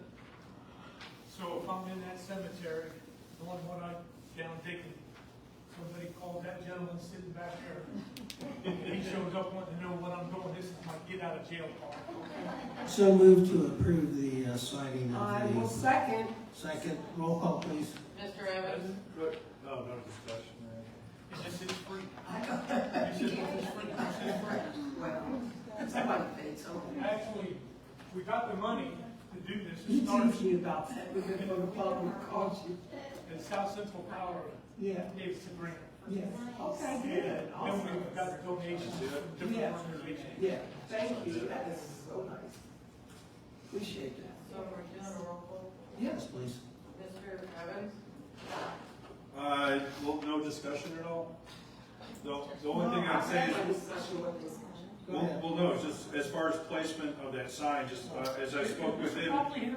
just, no, Mr. Copley's not here, Bubba's not here, but just that he coordinate with Mr. Scopely about the location of the sign. He's already discussed that, so we'll have that taken care of. Yeah, we, the sign, this is, well, it's called Pike Cemetery, but it's also called Babcock Arkansas. It's out here on 40, just east of York.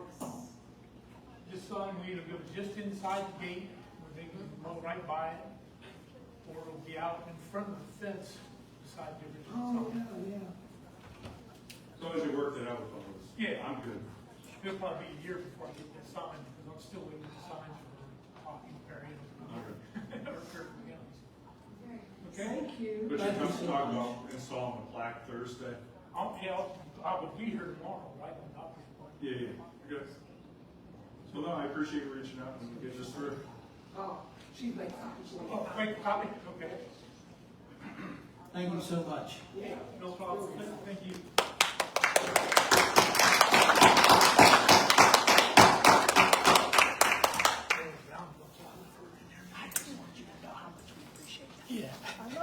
Item C, Civic Plus, I know we've got some discussion on that. I'm not ready to have us take any action at this time, but I do believe that I would like to see Civic Plus first, and I appreciate the comments from the audience regarding the timing of that and how that interfaces with Diligent, at what time that should happen, and I do want to verify some of the costs.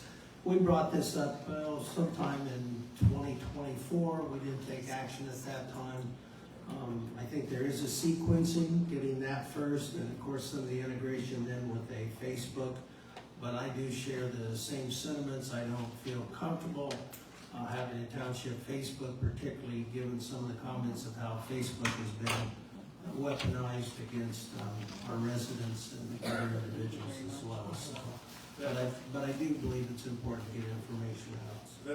That's astonishing to say that. That's But fine, Mr. regarding Civic Plus, there's other options. We've got Revise and that which works well with Diligent. And again, we're on our second year of Diligent, and you still won't allow it to be fully implemented.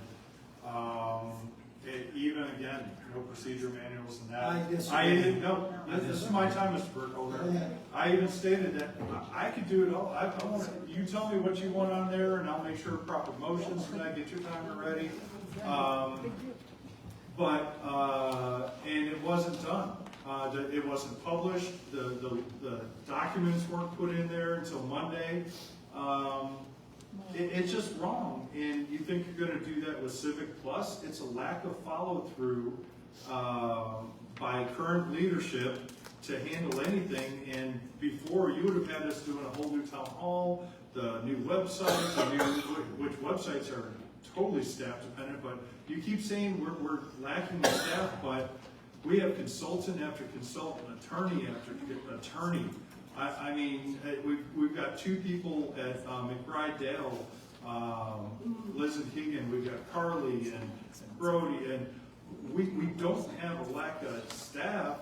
We have a lack of internal staff that I've been trying to push to hire because it's much more cost efficient to do.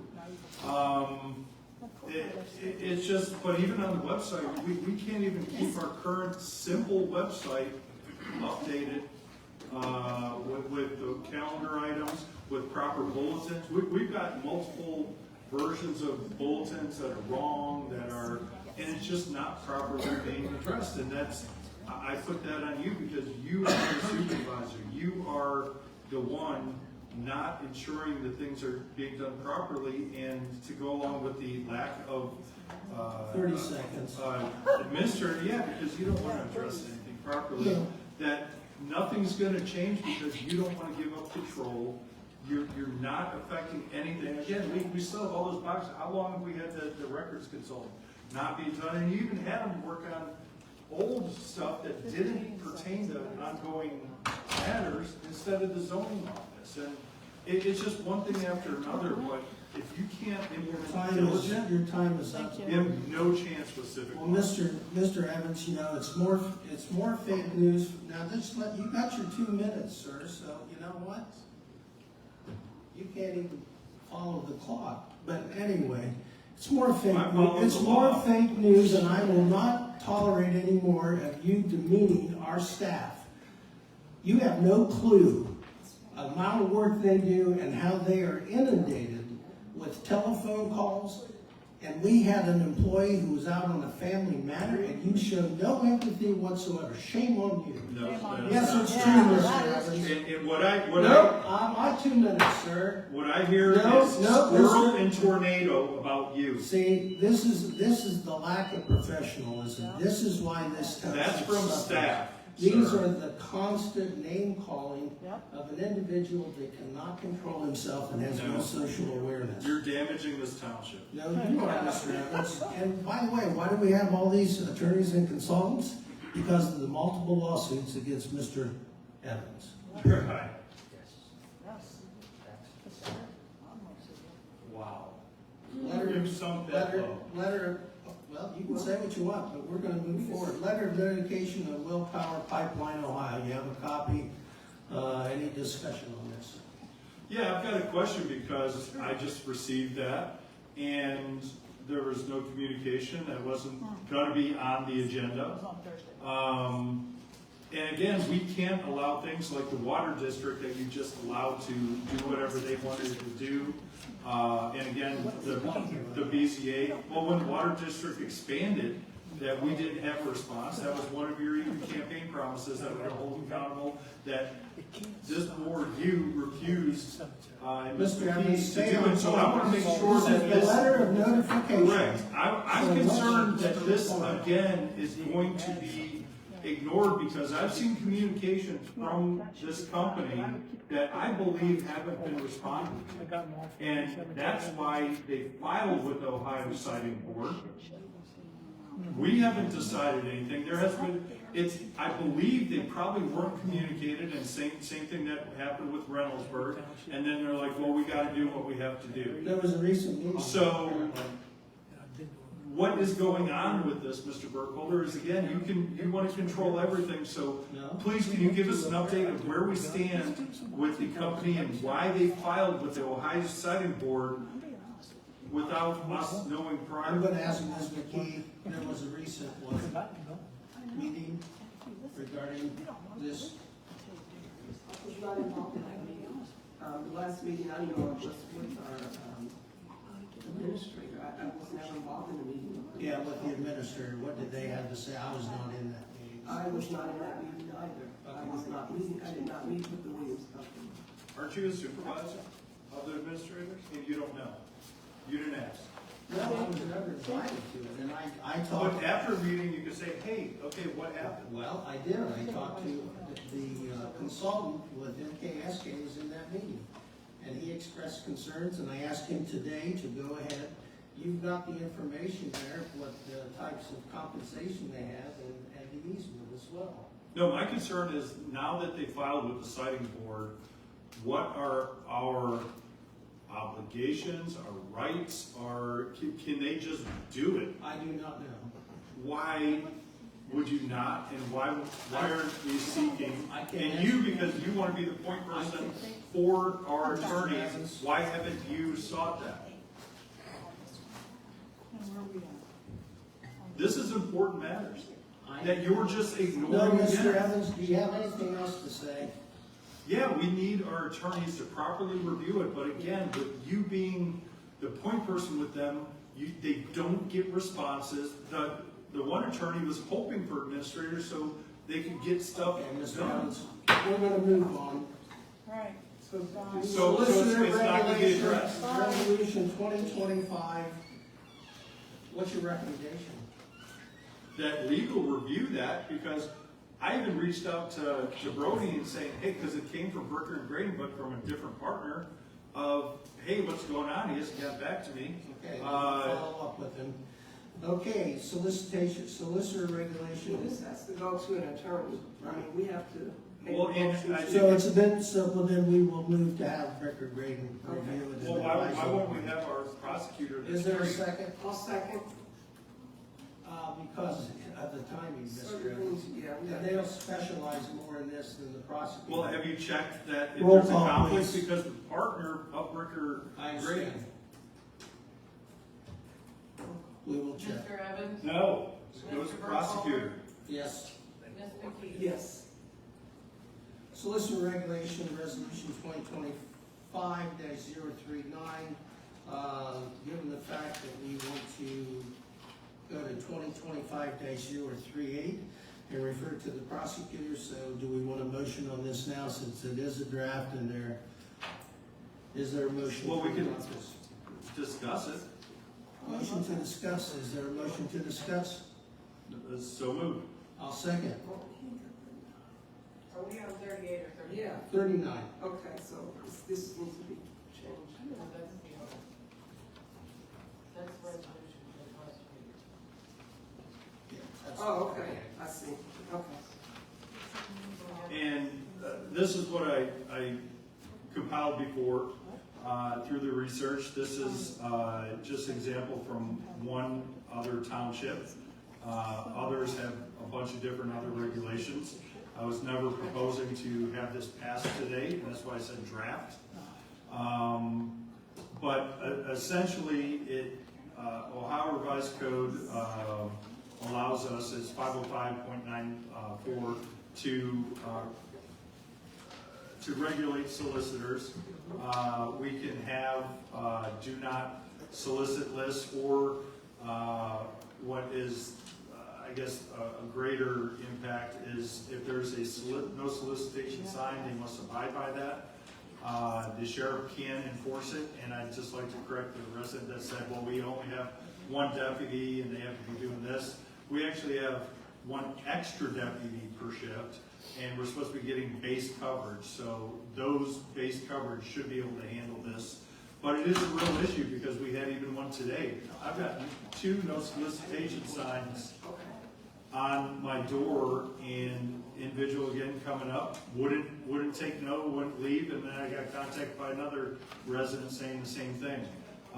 With this, we would be able to have the sheriff, and they'd actually, it would be a penalty that they could enforce. I guess I'm speaking to the audience. And it's something that's needed. Actually, did a survey online, and 93% of the people are for regulation. There was 152 votes. That is 30 times more people than have attended the presentations of the comp plan or the park plan. I hear it all the time from people in Russell Heights and that, because these solicitors do not take no. I had even one on Memorial Day, would not leave my driveway. So it's something that people want, are passionate about, and I think is easy to do. As far as the times, those are why it should have been included earlier for everybody, and we can have that discussion. The actual township that I took it from was 9 p.m. and I just put it at 8. I thought that was a little more reasonable, but some townships will actually have days where it's a holiday, Memorial Day, you can't do that. And we could have a discussion whether we want to maintain a solicitor list, but if everybody has no solicitation signs, We why never maintain saw a a list? survey. Where was And that you're survey? out of order, ma'am. I'm asking the president. And it definitely needs legal review, because again, ORC, it can state one thing, but based on case law and all that, it has to be reviewed. So I'm asking, and we'll deal with it later, to work with the prosecutor on this and bring back any concerns, and if people have other examples, because why should we reinvent the wheel? Let's do what I've done, look at other jurisdictions, what they're doing, talk to them, hey, what works, what doesn't. A lot of people say enforcement, it's hard. Well, you gotta enforce it. Call the sheriff on them, call that. As soon as people start getting tickets, they're not gonna do it. The same thing with speeding. So, again, I don't know why it was so difficult to get the prosecutor opinion moved through on this, but, and again, this is just, I mean, the name badge, it's just an example from somebody else, and I switched out our logo. But you got the application, and as far as the fees, we can charge whatever fees we want. Some are limited to 30 days, some 90, some go a year. So it just depends what we want. But I think the fees should cover our costs, at minimum. I mean, it shouldn't be a deterrent, but, I mean, they're gonna have background checks requirements. So people know that, hey, they've been checked. Who does the background checks? That would be, I know the other jurisdictions is the sheriff, so that would be another thing the prosecutor would let us know of what the proper process would be. I mean, we've got background checks when we hire employees now. But again, a lot of that is working through the prosecutor, because being that they are for the county, I'm sure they have experience with other jurisdictions and solicitor. Do you have anything, Ms. McKee? Yeah, soliciting, we have to make it clear, it's not just, people walking up your door selling things. You have to make sure it's clear that, kids are from the school. If we decide to go with no soliciting, if our school students are knocking on doors selling candy bars, that would affect them as well, because that is soliciting. So we can't just pick and choose. So we gotta make sure that we think this out, with other townships, like you mentioned, to get ideas of how we should move forward, the cost. Just to be clear, a person running for office knocks on your door, excuse me, that's not soliciting, so make sure that's clear. Anybody that's not taxed. Sir, again. I'm just trying to help you out. Okay, you don't need to help me out, I'm helping myself out, thank you though. But there's a lot to this, there's a lot of things, and we all need to make sure that we're covering what could or what if. So not just to push it through and say we're gonna do it because this person wants it done. So, like I said, we need to make sure we're covering all the parts too. Well, this was presented quite a while ago, I think, a few times before, but last time in November, Mr. Burkholder said he was gonna work on this. Last meeting said It we're doesn't gonna matter, pull Mr. the Evans, files. it doesn't matter. So there's been a lot It of, doesn't matter. Mr. Evans, let me speak a little bit here now. Yeah, we did do it back in January. We also worked with our administrator at that time. I know that our zoning inspector did research on this, and we did have Liberty Township out of Delaware. He's also followed up. I know at that time, and quite frankly, I have to clarify, Mr. Evans, you questioned why the zoning department was actually researching this and told them that this is not what they should be working on. So I'm glad it finally came forward again. We did not have written legislation. We had a copy of it. And in reviewing that, and I agree with the comments that Ms. McKee had, but also some of our residents, is I'm not opposed to this, but it is another regulation, and the details do matter. And we'll want to coordinate with the sheriff's department as well. So we just need to do some more vetting on this. Now, I'm all in favor of sending this down to the prosecutor and getting some of their comments as well, and it does take staff. And it depends how far you want to go with it. So I'm glad it's before us, but I wanted everyone to know the whole history of this, because I get a little sick and tired of always being said, well, you're not doing anything, and then when we do something, it's being questioned, well, why is the zoning department working on this? well, Because that that is was not the zoning. staff, that's this, well, you can argue all day, but that's the staff we have. No.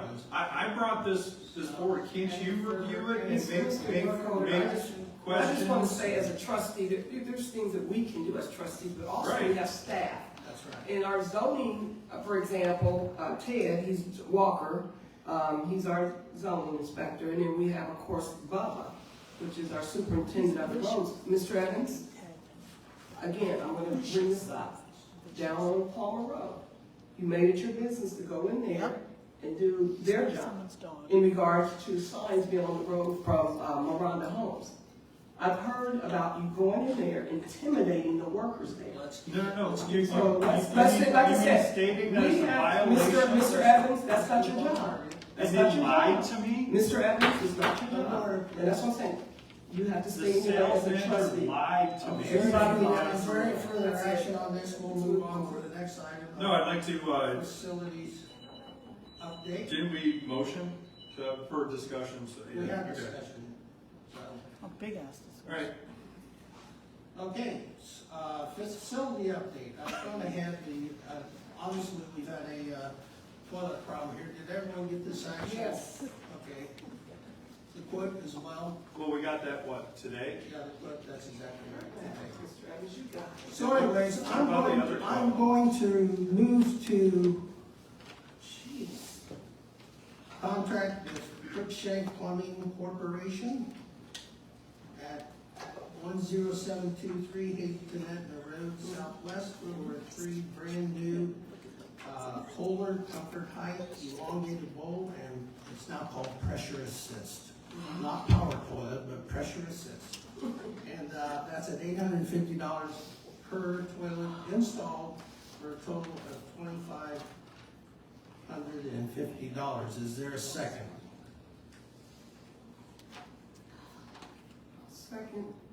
Second, discussion. Obviously, we have a problem here at Town Hall. One is we have a dip apparently here, so we need a little more pressure. And the second is we have a problem out at the street, which we're still looking into to get a quote and hopefully coordinate that with the Pike Street construction.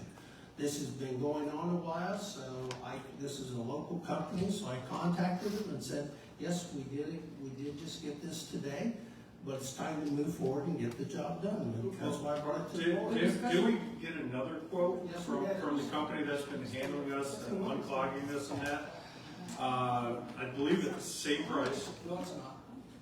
Yes, it was. They had annual They had- jetting in the proposal. That's right, they had jetting. $850 was the same price, same exact price. And I have a question, Mr. Evans. Do you have the video of the line, actual line of the video? Well, that was provided to Ms. Coutinho. Is that just the video of them going in, or is there an actual video of the whole line? I took a video of the monitor. Of the monitor? This is Yeah. but not from the lawn. I didn't throw my camera, I didn't flush my camera down. They had a camera down. Right, so the monitor from the camera, I had the video of that, and that's been provided to Ms. Coutinho. But my question is, when the, original plumber that came in, because Cruciate could not be contacted, they didn't do the weekend stuff and that. That's correct. So we're moving away from the vendor again. Absolutely. They stated originally that, well, the power flush might help a little bit, but it's not worth the cost in that. We're deal with the dips down there, and occasional jetting. Now, we're moving to this contractor, and from what, and I may be not correct, but they subcontract a lot of their work, is that true? I don't know, but they're gonna do the work, so. Well, maybe not. I think we should be using a company that their employees are the ones doing the work, they don't subcontract it out. And that's what I've heard, and also, when we needed to contact them, I don't wanna bash Cruciate, but weren't able to. And, then don't. Affordable got here before the people that were having the baby shower left. Okay, that's Good fine. service, so why, again, are we moving away? Well, What is your reason to move away from affordable? Well, When it's the same exact price. It wasn't general, it's one of the graders. They've got the two names, right? So I called him and I asked him and I couldn't get answers, and I called him again and I said, what's it gonna look like, what are the specs? And they said, we don't give those out, you tell us what you want. So I said, look, I'm gonna call someone that's gonna give me the specs and give me, because aesthetics do count. And so I called him, Mr. Evans, I know you like being an obstructionist. It doesn't matter what we bring to this board, you're gonna argue. No, it's about doing it right, but guess what? We're gonna get it done. Okay, I asked for just this- have a question, Ms. Mrs. McKee, Burkholder. go ahead. There's a quantity total of 3. Is that 2 for the women, 1 for the men's? That is correct. Okay, just want to make sure. Roll call, Hey, please. no, Roll call, please. Can I ask a question? You may. I would like to say that the company said they spoke to you about it, about the specs. So you're saying they're lying? Chris? Chris? Yeah, I talked to Chris. Yeah, okay. Okay, you do. Yeah, because I've been asking for the specs, right? Did you get him? That- Did you get him? No, not yet. Okay, we're moving on. I mean, you're holding a delay against them when you delay for a year? Mr. Burkholder, That's rich. might you put an extra $500 or something on their PO so that if they have any extra problems, like the price does not include any planned repairs if needed? Yes, I'll move to amend up to $3,000. Is there a second to amend? Roll call on the amendment. Mr. Evans? No. Mr. Burkholder? Yes, Ms. McKee? Yes. this is how you get things done. Motion Yeah. passes. Okay, resolution 2025-038, is there a motion to approve? And this is Point of regarding, order, I don't think you voted on your motion. You We voted voted on no. the amendment. Right. That's right. on the amendment, we passed the amendment. Now the motion. Mr. Evans? Sorry, No. Mr. Burkholder? Yes, Ms. McKee? Yes. thank you. sorry, thank you. No, I appreciate that. Motion on 2025-038 to send the, Yeah, I move to approve the resolution requesting the 3 prosecutor opinions. is there a second? I'll second. I'll move to amend to strike number 1 on social media and the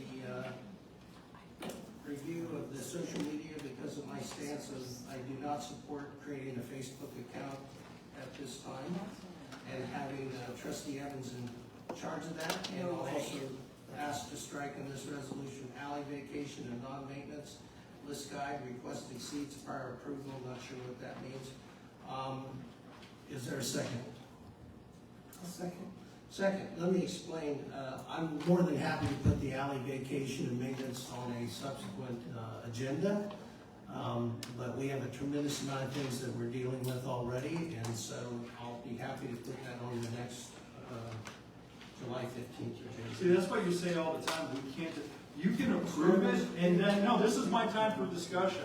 This is what you've said before, we got higher priorities, we got this.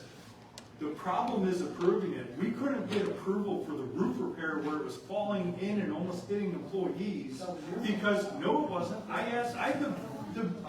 have the video of 2 meetings where you two both refused, and we had to have a special meeting the next week to deal with it.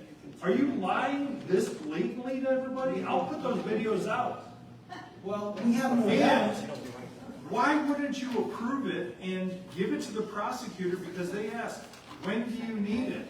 Give it to them so if they're slow, they can address it. Why wait? This is total mismanagement, and it's rich that you can't get an immediate answer from a plumbing company when you don't respond to anybody for a year.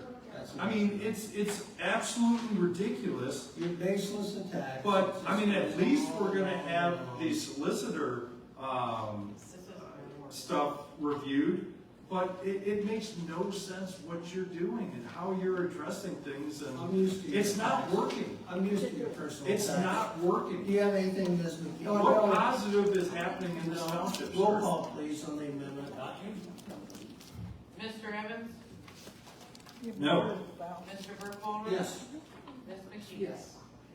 And the only thing we're gonna have on this, This is a solicitor regulation, and we will have Mr. Evans as the point person. So don't say I don't cooperate or anything, because I'm gonna. Because I know you couldn't handle it. Well, that's all you have to do. You were supposed to handle it last time, you said I have to pull the file, because you Roll didn't even know where it call, was. please. stop for a minute. So on the second resolution, on the amendment, who was first? Who moved it? You? I did. Who's on first? Second by Ms. McKee, that motion to amend, passed, and now we're voting on the amended resolution. Okay. And by the way, before we vote on that, it also says in here, so this will be your responsibility, Mr. Evans. You'll have to provide the background information, the time you need it. Correct, everything that I can provide. Well, and that's what happened when it came to the roof, then it wasn't. No. Mr. Evans? Roll call, yes, please. Mr. Evans? Yes. Mr. Burkholder? Yes. Ms. McKee? Motion You passes. lied again. Call me all the way. I even made a template for the email to him that includes all that stuff. You wouldn't do it, you would send multiple emails, that's why they get frustrated. And can you put it on silence? No, like you don't. Is it that hard? Keep going, Mr. Evans. You demean everybody. No, including you have staff. lack of respect of everybody. Including staff. How dare you say that's good. That's the. No, this is a joke. Okay, so let's go. Yeah, you're wasting our. We've got employees not paid, this is a total joke. Really? Shut up. Let's Be go. careful, Mr. Evans. Move on. Fiscal officer, is there a motion to pass resolution 2025-0360, approve purchase orders? So moved. Is there a second? I'll second. Questions or discussion? Hold on. Yeah, again, the airtime, the $200 PO, which is for the 170 check that Mr. Burkholder wrote on August 19, 2024, for when he called two AC, heating companies to come in, and then told the one to leave, and wasn't gonna pay him. They demanded they get paid. So instead of submitting it to the township, being in the open, hey, I messed up. He tried to hide it by writing a personal check, and until I placed a public records request for it in April 8th, nearly 3 months later, it didn't come out, because we're pushing for these records requests to be fulfilled, and now you ask for reimbursement? That's improper. That should be done. You're trying to hide this from the public, that you mismanaged it so bad that you were so embarrassed about it that you were gonna write a check from your personal account and not seek reimbursement, but all of a sudden when you're exposed, you're like, well, I wanna get my $170 back. Well, Mr. Evans, I'll tell you right now, if you're more than welcome to make it, to amend that, and if you and Ms. McKee, I'll vote to be reimbursed, but you don't tell the whole story. It was very hot in here during that summer. The air conditioner went out, which, by the way, you, Mr. Evans, have never supported any of the repairs on this building. You voted no even on the furnace when it was, yeah, you did, on 22 degrees. Well, we needed a quote. It was an emergency. It was an emergency. You didn't even now. ask No, the contractor across the street for a quote. Let me finish. You didn't even ask them. Let me finish. No, I didn't. Were you too embarrassed? No. Did they not want to work with you? Let me finish. I called over there and I actually walked over there and said, we have a problem over here. And I talked to two gentlemen. I don't know if they work for the owner or not. And we did not get a response back. We called over there. We didn't get any answer.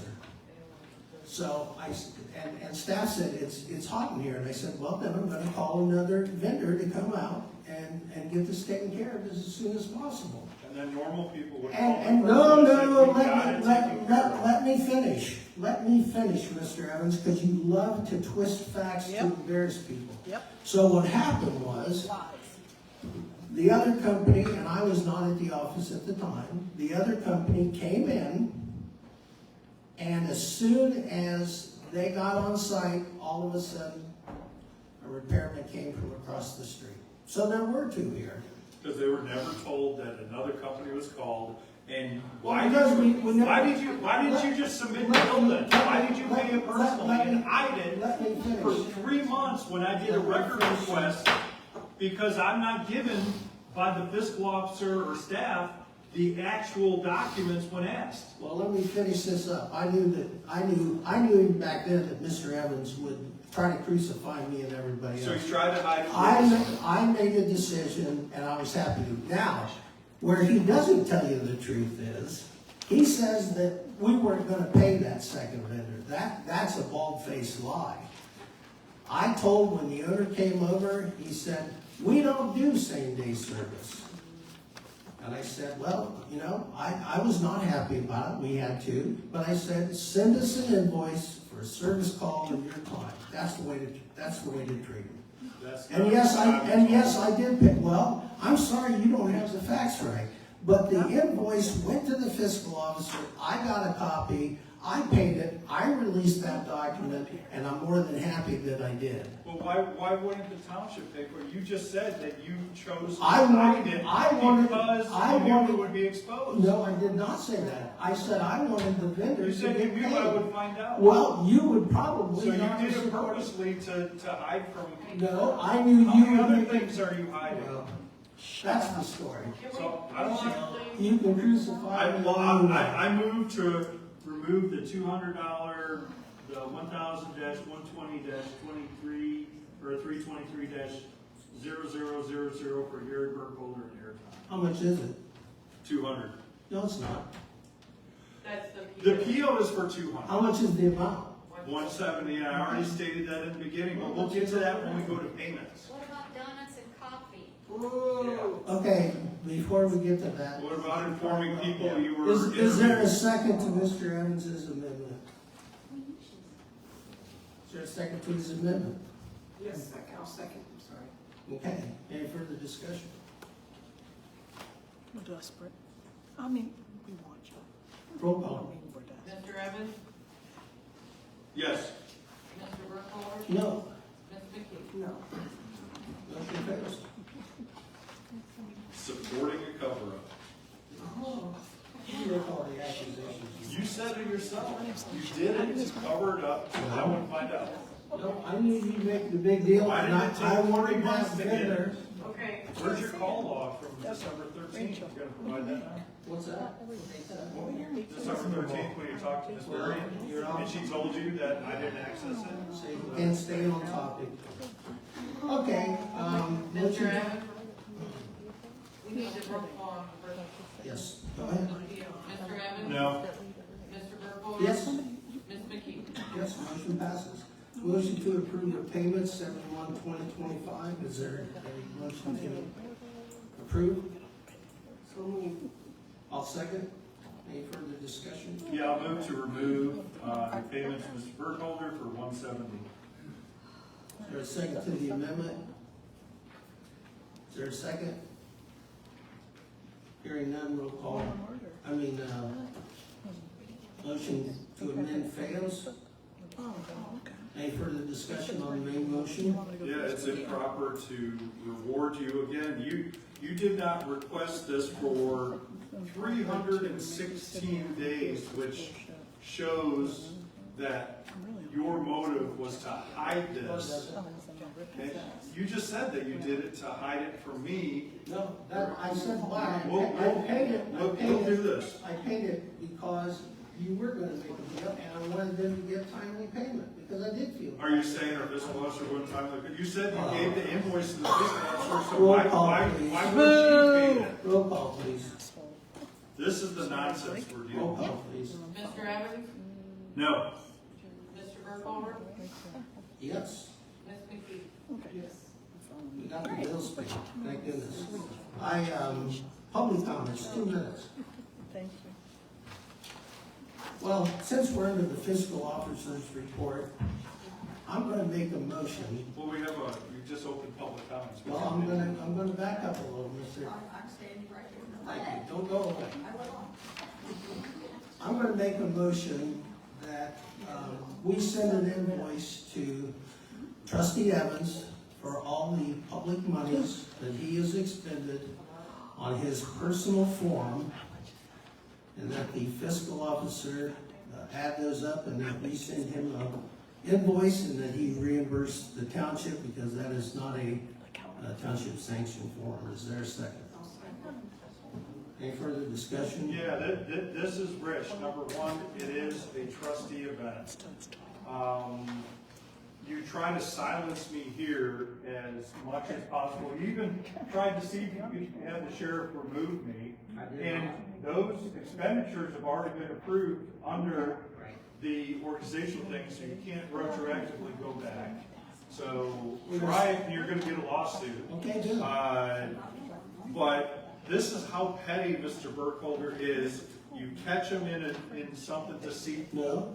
You catch him not responding to Reynoldsburg for months and months, and he has to start kind of, oh my God, kind of protect yourself. No. You are in utter embarrassment here.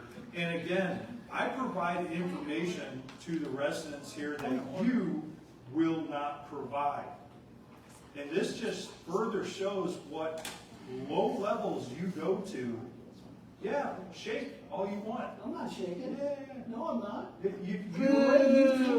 You are That's terrible. just despicable to our vendors. Like I said, you ignored a sheriff's deputy having to drive around with toxic fumes entering the cab because you didn't want to respond, and then you're Roll call. Mr. Evans? no. Mr. Burkholder? Yes. Ms. McKee? Yes. Motion passes. We'll have that invoice sent out. I'm sorry. Yeah. Go ahead. You want to pay that one too? Go ahead. Okay, Phyllis Bundy, 10254 Tollgate Road, Southwest. I have a couple of comments. First of all, it is so embarrassing to me personally, because I have a friend, Mr. Montgomery, I have a friend in the audience. I'm ashamed of the way this has happened with all of you trustees. I'm not leaving out any of you, because there's back and forth and back and forth. And there's head nodding and all of this. It's just my opinion. But from the audience also, I can hear everything that everyone is saying when I'm trying to hear what's going on up here. So it's on all of us.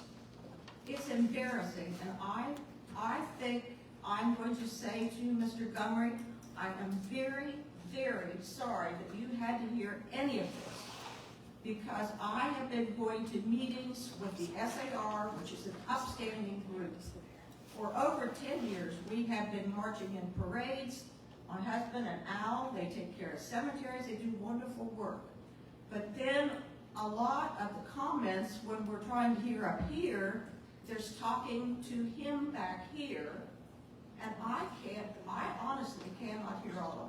I hear a lot of things, but I can't hear from one ear to the other. So Sure. I'm very ashamed of all of us in this whole hall tonight. So I'm ashamed of that. That's all I have to say on that. One more thing is you talked about the trash pickup in the township and having maybe to get inmates to have hearing. Have you addressed that? No, we did talk about that. Last year we talked about it, didn't happen, but we can call the sheriff and see if they can, and probably coordinate with you. There's probably more than one spot, but yeah, see if the inmates will come out and pick up the trash. So I'm glad you brought us up again. We didn't talk about that at the last meeting. Thank you. Thank you.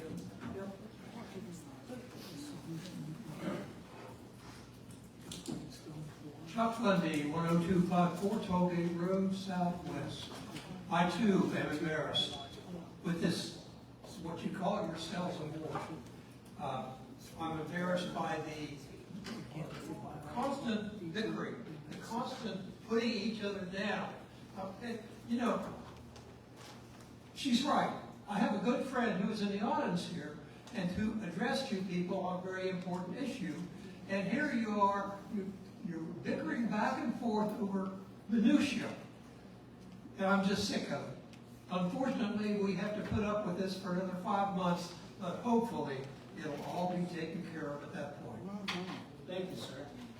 Who's next?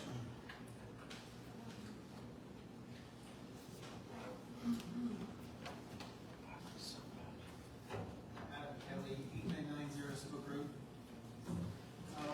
The training modules, like, why hasn't that been brought back up?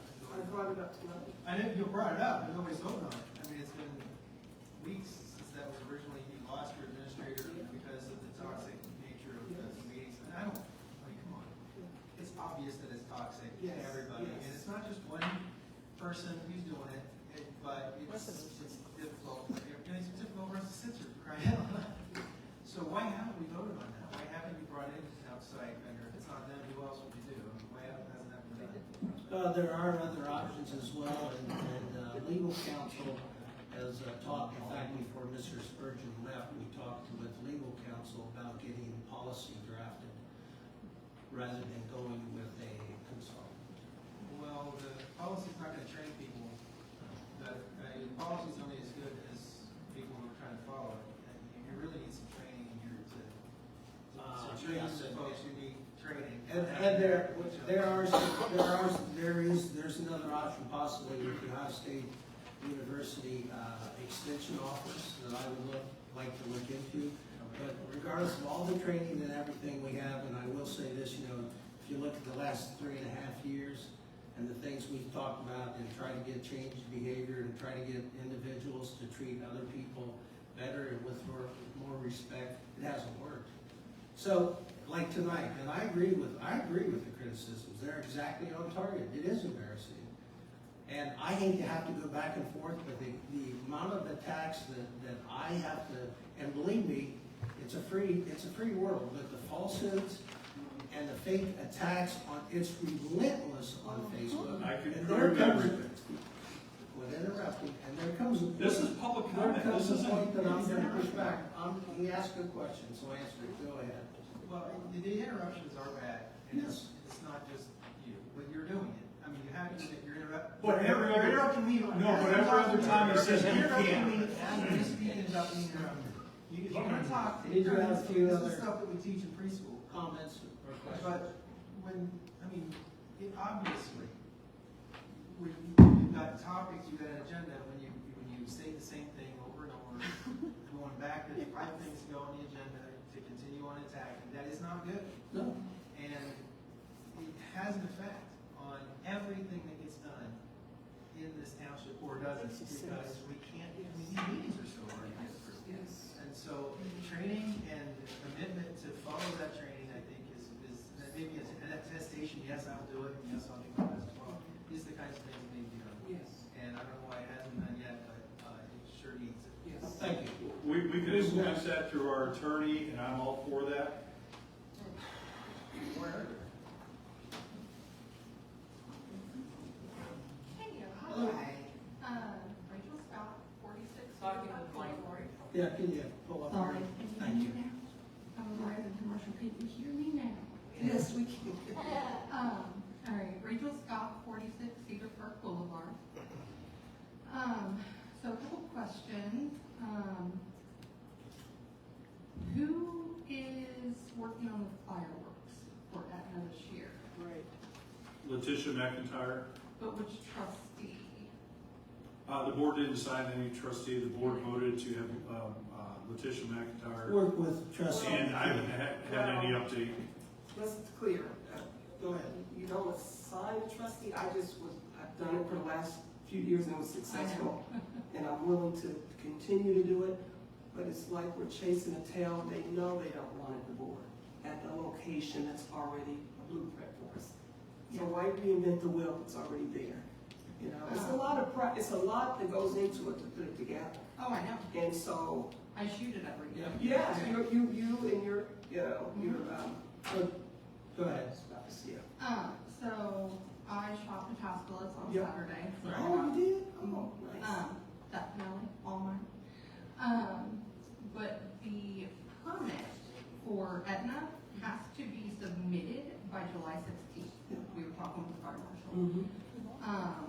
So at the July 15th meeting, like, it kind of has to be decided between you guys or however that works. I don't intend to be part of that. We're not gonna fireworks. So there does have to be a sponsor or representative of the sponsor. That does have to be a trustee. In the past, yes, it has been Roslyn. Honestly, I don't care who it is, as long as you understand that that means that, you know, it has to be a trustee because y'all are financially responsible. That's right. And in charge of securing the area. That's right. While we're working, while we're setting up, and especially while we're shooting. Yes. We talked with the fire marshal, Liberty Christian, there's 2 possible shoot sites out there. One was a flat out no, which we kind of saw. The other is the soccer field over there. It's not a great option, and it would still require cooperation from Sabatino because we would have to close off and keep closed a few of the holes that, like on the golf course, that back up to that soccer field. So we still need his cooperation for that. But it also just doesn't have a lot of the distances that we both need and would like for safety purposes for all of us involved. As well as, we're not sure what we can do with that space because of those distances. If we can manage to get it at the golf course, I mean, we've done that show there. We're doing 4 years now. Yeah. We know what we're dealing with, Mhm. and we know what we can do there. Sure. That being said, if it is there, I'd like a little more security. We do, you know, people coming onto our fire ground, and again, it is safety. Yeah. For them, for us, for just all involved. Yeah. So, Well, not to interrupt you, but Ms. McIntyre indicated she was talking to the school superintendent regarding that site. I think, and I know before I was talking to Mr. Rosenberg about the sites, because I was working with him on Liberty Christian, before I pulled out. But wouldn't the new high school be perfect location too? Great parking. I would honestly, I'd have to go look, because a lot of what we do depends on distances. So every inch of shell adds Requires on, more. yes, like an additional, I believe, 100 to 150 feet of clearance, like of arson, in every direction. And I know like over here, it's not nearly as big of an issue as Pasco, thankfully, but things like drones going over our area, we can't shoot if that's happening. Those paper lanterns people put out, you know, that are fired, those are not great to have going over our fire ground with explosives out, let me tell you. Not our favorite. But anything like that, we stop the show, or Yeah. can't start it because it can kill us, and it could harm somebody else. Yeah. So, But no, I'd be happy to take a look at distances. Well, I don't know where she is with that. When I spoke to them last year, they were absolute no for liability. And that's one of the things our risk assessor was concerned about, that the agreements that were in place did not have proper liability releases and stuff for the time, especially with the combined food trucks and stuff like that. We're associated, so if someone gets food poisoning, we get sued too. And those are the things that would have to be properly worked out. But I agree, it should have been started much sooner in the year. Anyone else? Yeah, well, just so you know, we had the liability to cover everything for the last 2 years that I was able to secure the fireworks show over there, so we were covered, so that liability was not. The risk assessor said no. Excuse me, Mr. Evans, stop it. All I can Seriously. speak to Because is, it's not true. like from my end, my company says that, the insurance is there. Yep, We that's can't exactly shoot without it. Now, that is only from our standpoint of the fireworks and, we do and that we have permission and such, but Mr. Hanson? Thank you very much, Rachel. thank you. Who's next? John Hanson, Ridgewood Drive, Etna, Ohio. I just wanted to tag a little bit on to what some of the others have said and what Adam had said. But Mark, specifically, have you ever thought of just trying kindness without such a harsh approach? I haven't, and I've done it. Well, where? Until bullied, attacked, charged at over Secretary's desk. Oh, you liar. Harassed, racist notes left on my truck. Go ahead, Mr. Hanson. We have video evidence that the attack is not true. But, it just seems like, the people I've talked to, you really have a situation here where there can be no peace unless everything is your idea and everything comes through you. Now, I assume this other vendor that you talk about coming across the street, that's your buddy at Eagle Heating and Cooling and stuff. So, you have kind of a vested interest in some of this stuff. No, I don't. And Spirit, well, you have it. You want to use. I must have a lot of buddies because many people come to me Keep going. for help. When you need a bully, you're the guy to call. I'm telling you that. You are the best at that. Right. And, you seem to want, I understand you used to be president of HOA. I think that's where the Peter principle ended with you. That is the limit of your usefulness. You want to turn Etna Township into a giant HOA. But I would just encourage you, read a couple of management books, read a leadership book. You probably never picked up that trust chapter. You've broken the trust with the people and with all the employees. When I talk to 7 employees, and they all say that you're the direct cause of why they left, what does that mean? Are 8 people lying? Do you want me to answer that? Many are lying. Our current zoning inspector, I've been told, lied to 3 residents. I'm responding to his false Do you accusation. have anything else, Mr. Hanson? You have a porcupine approach. You like a porcupine in a room full of. I just don't tolerate corruption. If you don't tolerate corruption, quit doing it. You are really. It's just amazing to me that you're so blind and you don't see. You've got to deal where they're talking about interrupting and you were shouting down at him during the time he's saying that and denying that. Time for him. So he can answer, but I can't. Time. Who's next? You're emotionally incontinent, sir. Yes. Go ahead, sir. Ian Reed, 9421 Summit Road.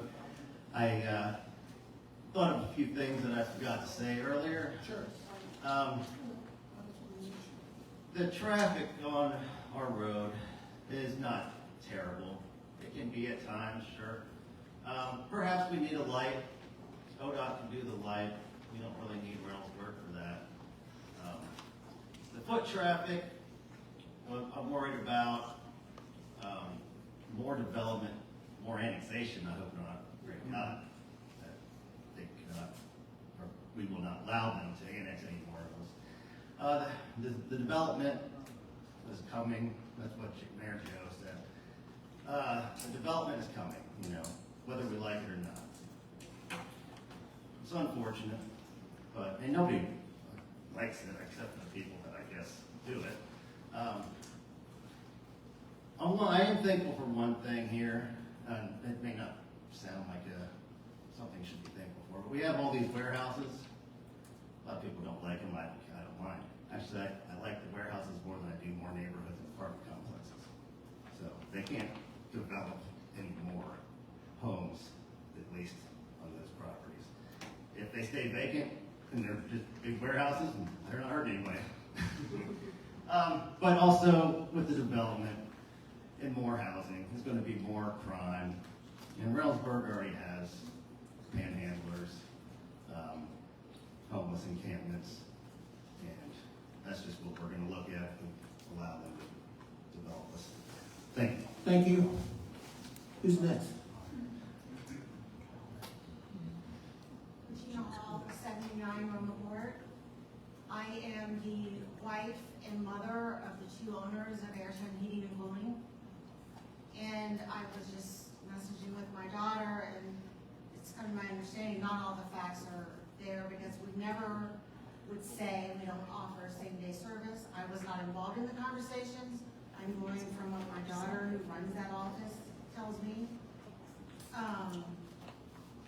The only thing we do say is we don't offer 24-hour service. But as a member of the business community for the last, I don't know how many years, and we've lived in Etna Township 30-some years, we would have gladly, if somebody was immediately available, would have immediately been here. We only have 2 service techs. The rest of our guys are installers. We do majority commercial work. But we do try to take care of our community, because we've been a part of this community for over 30 years. And I'm trying to make a good example. I brought my granddaughter so she could see how our government works.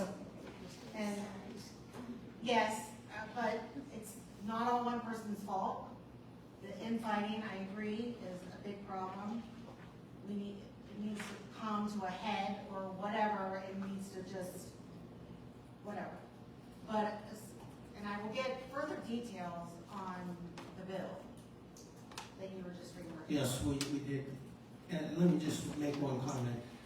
This was no fault of Airtime or you or anyone else. It was just that we didn't get a response, so we called another company. You've been in this community. A courtesy walk yes. back across the street. Yes, and so no disparaging remarks or anything against the business or anything. It was one of those unfortunate circumstances, and I wanted to act quickly, and so we called another company. So is there a video from the last meeting regarding the second piece of property that we have regarding parking? A video. Is the video, has it been released? I haven't from the last uploaded it, meeting? I haven't uploaded it. Because I'd like to see what happened, because we left. Before you brought up Airtime, we own the property right next door to us. I don't know the address, I just remember what we own it. You mean where the where? Juarez. Yes. We have a vision for that property, but funds, of course, need to come to fruition for us to finish developing that property. Right. And I know that my husband, he talked to the county, they said they don't care about any sewer or whatever, because we're under an acre. And that was the one comment I received from my husband on that, so, from the county engineer's office. Maybe, because I guess there's an issue, because we would like to mirror the properties. Yes. That's the vision, Right. whether that happens or not. I- And so, I can interject if I'm not talking that, but I've been dealing with Michelle and Jeff quite a bit on this. Mr. Burkholder is in charge of Pike Street, and he could simply make a request to mirror this to there, and it was supposed to have been done a long time ago, it hasn't. I don't, if Yeah, but- anything that happens at the office, my daughter. Michelle copied, Trust me, I'm too old to be there. Michelle copies me, and it's been a frustration of, it just needs to be done. And because, I know you don't want the parallel parking, you want the regular parking like you have. Don't know why it's just not done. We've got to have the plans submitted, which I don't think they've been changed yet, but all of a sudden it's, well, you gotta talk to zoning, that has nothing to do And I with know, it, just my do it. husband did say zoning went over, and zoning was very cooperative and very understanding of our position, so. Yeah, absolutely. I can give you an update on that as well. That, of course, we had that public meeting, and I know that there was conversations, which I was not a part of, when Ms. Bedsole was the administrator. I believe there were, and I don't know if the zoning inspector was involved there as well. A second permit did come in now for that building, which did not show straight in. So. Because we didn't know. Right. You gotta have the money to build. Well, I understand. Early on, it was talked about marrying because, That's the vision. yeah, Jeff came in and said that he'd like that straight-in parking all the way down. We do have a meeting tomorrow. We're gonna talk about that We have numerous again. employees and people coming in and out. We can't lose our spots like what the original plan for Pike Street was gonna do. It would go from 8 to 3, I think. Yeah. The original plan, I know it has been amended, the original plan before we bought the lot beside us. Right. Was, they were gonna take all of our parking spots and give us 3. They were gonna make us, and Yeah, I know that's not the case. You Yeah, lose the 15, one 16. on the west side there because of the way that curb will come out on the corner. We do have a meeting tomorrow. That is one of the issues that I've been back and forth with Fernandez and the TID. We alone do not have that sole discretion, so I would have to correct Mr. Evans that we can. But we're gonna be talking to the county engineer and the TID and see if they have any objection to that. It's our project. It's our project, but there's also federal funds involved, so. okay, I know, And- I'm in contact with them. And after tomorrow, I'll be happy to let you know Okay. how that Or at goes. least let, Michelle know for sure. Yes, She's- and I'm glad you She brought keeps it. everybody on hand. No, absolutely, and I appreciate it. All right, thank you.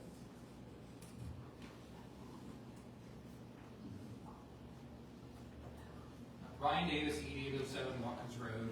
I just wanted to clarify something that it was, I don't know how I feel about the reimbursement thing. I know any decision in the moment can always be criticized, which I think has been proven multiple times tonight with that reimbursement, but I would like to take bets, I guess, on what the over-under would be is if Mr. Evans has talked over people more or less than the 170 times that, compared to the dollars that Mr. Merkel was reimbursed, because I do know some gambling was insinuated that Mr. Merkel, or Mr.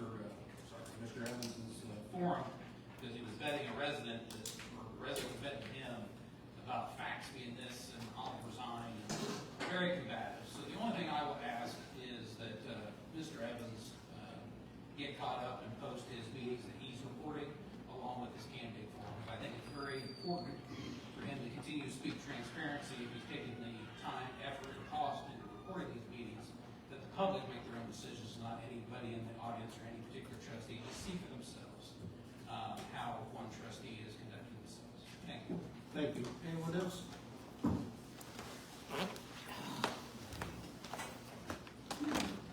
Jim Zimmerman, 9305 Summit Road. As far as the project on Summit Road, I know he's going to put stakes, they want to put stakes up to let us know where it is. I would also like to know, or if they could mark any trees and stuff like that that are going to be taken down for this project. Because like I said, I've got 100-foot trees in my front yard, and I really would like to, I'd like to keep those. Or at least be reimbursed for the lumber that would be cost of trees. 2, is that correct? At least 2. The pine and the And oak? oak. But I mean, on everybody down through there, there's trees up by the road, all down through there. If it gets expanded, I don't want to, I want to know if they, which trees they could at least mark, that would be like permanently gone. They wouldn't be able to replace that tree anyways, but it might be too close to the expansion and then have to be removed. I just like to say, nothing can happen unless this board approves it. So, yeah, I'm sharing and talking. I just would, I'd like to know where the road is, and I'd like to know any trees in all the residents. They'd probably like to know what trees would be removed. Proposed, supposed to be removed permanently. That's what I'm ensuring. I want to make sure too that we keep the leverage, that if we do agree on any partial thing, that you guys are protected, as we talked about. Tia Rayburn on 305 Summit Road. At the meeting last time, we got the mayor of Reynoldsburg provided the emails that he sent Mr. Burkholder. But I want to know, why is Ryan Davis on those emails that you got, but you didn't have any landowners on it that you're affecting, that this is going to affect? I just don't understand why you would have somebody that has nothing to do with it. Yeah, at that time that came in, I forwarded it to him, so I don't really even know why that, but I forwarded it to him, correct. And I apologize. Why would you forward it to him if you don't have anything to do with the project? I don't know. Maybe working together, Flip. Well, you say whatever you want, Mr. Evans, you constantly attack, so. Okay, well, that was my understanding, that he had special powers. Is he need to be up on what's going on with Summit Road, because he's gonna run for trustee? No, had nothing to do way back then, and in fact, yes, he is on some of our boards and commissions, so, but at that time, I don't even recall why I did, but I sent it to him, it's on the email. Okay, well, I asked at last meeting if Edna Township was gonna give up their jurisdiction on Summit Road, if you were going to vote for it.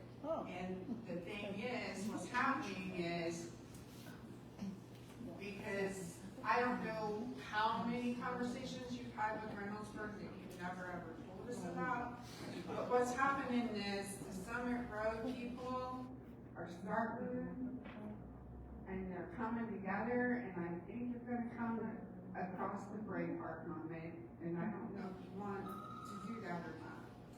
Because we don't want it, none of us want it on that road, but you gotta remember, if it's a Braveheart moment, and you guys vote against this, karma will come, and she doesn't care.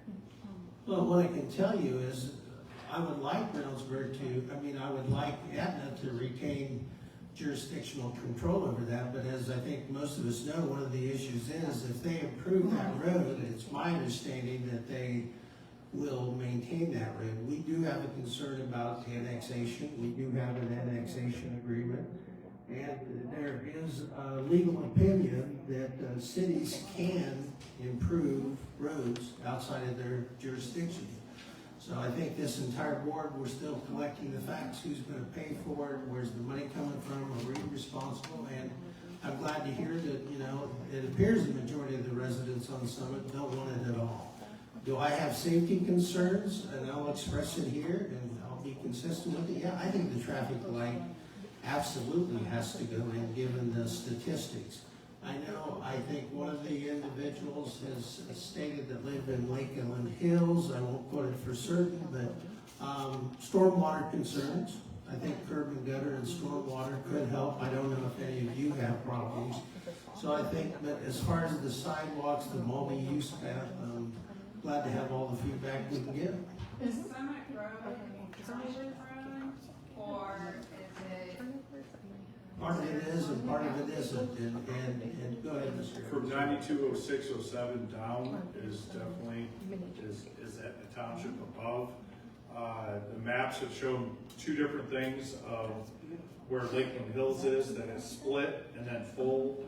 Reynoldsburg had forwarded documents I could forward to all in Summit. I'm putting a packet together with everything, showing that it's the full width. Now, whether that should have been allowed or not, again, I think the township should have maybe fought that. No, we should retain some of the jurisdiction. But I would just like to correct one thing, that Reynoldsburg can just do it. they need our permission to do our section. They can't just do it. Right. And that's my thing, and what township, if it's a township road, what township has sidewalks and curbs on it in, at the township? Because I know Palmer Township Road, Our subdivisions. Yeah, Columbia Road has sidewalks and Columbia Road actually needs curb and gutter too, but yeah, I mean, your subdivisions, and I realize it's different there, but a lot of townships have, you know, you go to Violet Township, a lot of the older, back in the 40s and 50s, I'm they. not saying that now, I'm not talking Violet, I know. Well, okay. But. The subdivisions. And I realize that we're not a subdivision. Oh, I understand. So why would there be curbs and gutters and sidewalks, like I said, to nowhere? I mean, even if they put commercial things in, who is going to walk up Summit Road or ride their bike up Summit Road to go where? Just honk, they could go through the little developments and it would be a lot safer. No, I I mean, I understand. just don't get it. And I think maybe the township trustees, I don't know who they were at the time that decided they could annex this stuff out. But I mean, that's why you guys have to get the comprehensive maps done. Well, that's different than, we have an annexation group, but Reynoldsburg does want to get that annulled, because they want more land in that.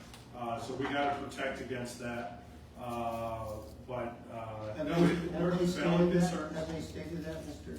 Yes, they have. I had a meeting with their attorney, Chris Shook, quite a while ago, and stated that they wish he would have advised they never enter it. They needed money at the time, so they entered it. And that they even ran candidates trying to get control of our board, one in 2019, Franklin Davis, and one in 2021, Tania Chambers. They were going to run two, but because Carlisle was running, they were only going to run one. But no, the political party and arm in Reynoldsburg does want to void the annexation agreement because it does limit them. And they were even pushing to annex it outside of it with warehouses next to Ballman community. And when this board back before Ms. Burkholder with Mr. Johnson, Ms. McKee, wouldn't even allow discussion on it, I kept pushing and pushing that we would need to enforce that as a violation because they were encouraging the developer, which is anti our agreement. It is true, I've got the emails, and luckily they backed off. But no, it's good that we have that, but we need to protect it. Who's next, please? Thank you. Katie Merch, 37 First Avenue Southwest Ave. Okay, so we are roughly 8 minutes until 9, almost 3 hours of rehashed and rehashed and rehashed. We have gone back years. We have dredged up everything that's ever gone wrong in this township in one evening, and we do it at every meeting. So when does that end? When do we start taking responsibility for here and now and stop going backwards? We have beat so many dead horses, we got a whole pasture full of them. This is just ridiculous. Culpability does not recognize a victim. What's that? Okay? And what that means is the passive-aggressive garbage needs to end. I had this agenda, I went back and checked my email, I had the agenda from last week that we got that didn't have all the attachments, totally fine with that. Autonoma was on there, the original one. To say that you didn't know you needed to prepare anything, that's passive-aggressive. You know you're responsible, my time. You know you're responsible for Autonoma, you could have sent an email and said, what are you expecting me to do? The fiscal officer. Then if you have a question, send the question. And here we go, over and over. I have heard nothing but hearsay and blame and shifting and a tornado, literally, of word salad. Our email list doesn't reach enough people. We didn't send out an email. We should do a postcard. The postcard didn't reach enough people. We put it on Facebook. No, we shouldn't rely on Facebook. Which is it? Bottom line is you're all responsible. You know you can do something in Adobe in 2 minutes. Come in and do it. It's done. It could have been done a year ago, probably, if you could do it in 2 minutes. Why does it have to be this hard?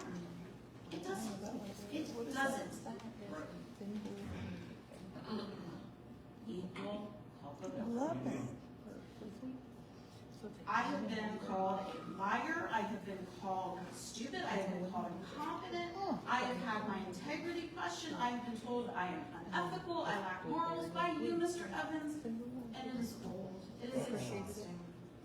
I wish you all the best of luck. I would love to request a $5 reimbursement for the jar of Excedrin I'm gonna need to deal with the headache that I got leaving here tonight, because it is the same stuff. Thank you. Anyone else? Yes. Because again, I'll be silenced. The board is adjourned. My trustee comments in the middle of my first few words. So Mark Evans, to address a couple things here, Mr. Hanson's saying bullying. He's the one making cartoons, songs, even against Mr. Berkeley. And we talk, it's Address the board, Mr. Evans. Mr. Gummer is a fine individual who reached out to me, and on June 20th, I asked Mr. Burkholder to please place this on the agenda and please let me know so I could provide Mr. Gummer the courtesy of being able to plan for this because he's not local. That was not done. We didn't have verification until Monday that that was going to be on the agenda. That is the type of mismanagement that I'm talking about, that you couldn't provide the common courtesy to a gentleman that is doing that for those that fought in this country and in our cemeteries, and you couldn't even respond. That is what I'm talking about, and times that by 100. It's just ridiculous what goes on here, and everything is ignored, and nothing's done properly. And again, I'm going to speak about our employees not getting paid. I asked for that to be a discussion because I actually care about the employees getting paid, and we have some people, the political cronies out there saying, well, they were paid the same day. They are supposed to be getting paid in that morning, and then this stuff comes out. This is the second time this has happened. Ms. Coutinho lied about it the first time, blaming it on the bank, and all of a sudden we have an investigation, and where is that? Because again, the former fiscal officer told you, Mr. Burkholder, on December 13th, which you're still refusing to provide those call logs that are public records, that she told you she accessed it. And you went along with a little political sham like you're doing now, trying to blame me for it when Ms. Coutinho filed a sheriff's report. And I mean, we had to hire an outside fiscal officer to do a budget for her. She couldn't even do a budget. Mr. Evans. This is my time. You want to come up here I'm gonna and give- speak? I would prefer you stop that. Stop attacking. This is called Stop attacking, accountability. Mr. Evans. This is called accountability, and You should have there got is the none in contract. this township. Okay, our employees didn't get paid, and I would like you Your to 2 say to minutes their is up. face Your 2 minutes is up, that Mr. Evans. they're not deserving Sit down, pay. and I I'm agree. the first time it happened, Sit I down. didn't advance it. Ms. Barron offered to. You're out of You're line. out of order, Sit down. and your public records are in your mailbox. That's right. I told you to email them because No, Mr. Evans, they're in the mailbox. You Nope. either pick them up or So are your flash drives. nope. Well, anybody else after that? Announcement, trustee comments, Ms. McKee, I'll go to you first. Well, I just want to say one thing. I want to respond to one thing. I'm embarrassed as well. It is fatiguing. But I want to talk about the sheriff deputy thing. And, yeah, you called Mr. Evans, came back, it was $1,200, so I went ahead and approved that. And I just recently contacted them. I said, what's the status of the repair? And they've been trying to contact apparently the deputy that has that car and have not gotten any response to get that car in. And they're going to try again. So I emailed today to our new liaison with the Sheriff's Department and said, hey, what's the update on this? So that we can, because it is about the catalytic converter, and there were several other things they found on that car.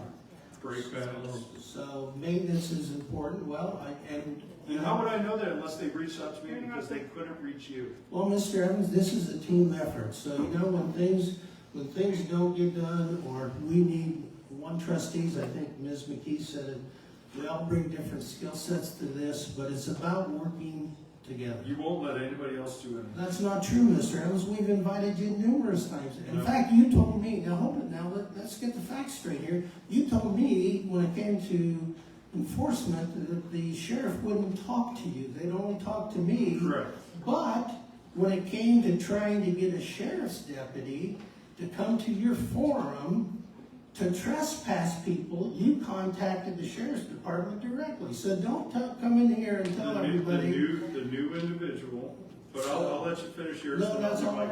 Okay.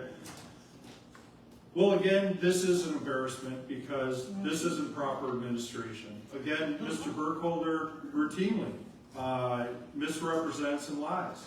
That vendor contacted me saying, I have tried numerous times to get in touch with Mr. Burkholder and he is not responding. And with the deputy's cruiser. And what I did was authorize, because my authorization is only up to $1,000 a month, and I said, hey, what's the cost of that catalytic converter? Would it help speed things through if I gave you that authorization and you can order it? He said, perfect, that's great. I'll place that order. So I actually gave that authorization. And then I told him, sorry, I can't get the rest. And that's when I asked for this to be on the agenda to be approved because it exceeded the $1,000. And I believe that's probably when then you contacted the vendor saying, oh, I got to kind of cover this up and deal with it. It should have been addressed right away, but I get contacted by almost every vendor, resident, like I said, 4 in one day. And again, Mr. Montgomery, 10 days prior, 11 days prior now, a simple request, a simple courtesy of someone that wants to speak and do what he does, and you refuse to respond. So that left him in a lurch of, am I on it, am I not? I said, you might have to speak under public comments if he refuses to. That is not proper administration, and that is all on your shoulders. And you just refuse to address it, and even like the email with the Reynoldsburg mayor and Mr. Davis. Mr. Davis still hasn't indicated, has he even seen that email? Does he check his email? Does he respond? How many meetings has he had with the Reynoldsburg mayor? These are the important things that just keep going on and on and on, and we can't address anything properly. I mean, somebody asked me, how does anything get done? And I could honestly say, nothing gets done. Well, that's not true. Well, I just want to speak about the agenda. As you noticed, Mr. Evans wanted to add quite a bit of stuff on the agenda tonight. Look what time it is. Look what time it is. You have, when you put these agendas together, you want to put action items on it. And you also want to put things on a timely basis. But just to throw things on there, we will probably be here till 11 o'clock. I've done it before with him when he was the chair of the board. And that's why I became the chair shortly afterward, because that's what he was doing. We weren't getting things done, we were fighting till 11 o'clock at night.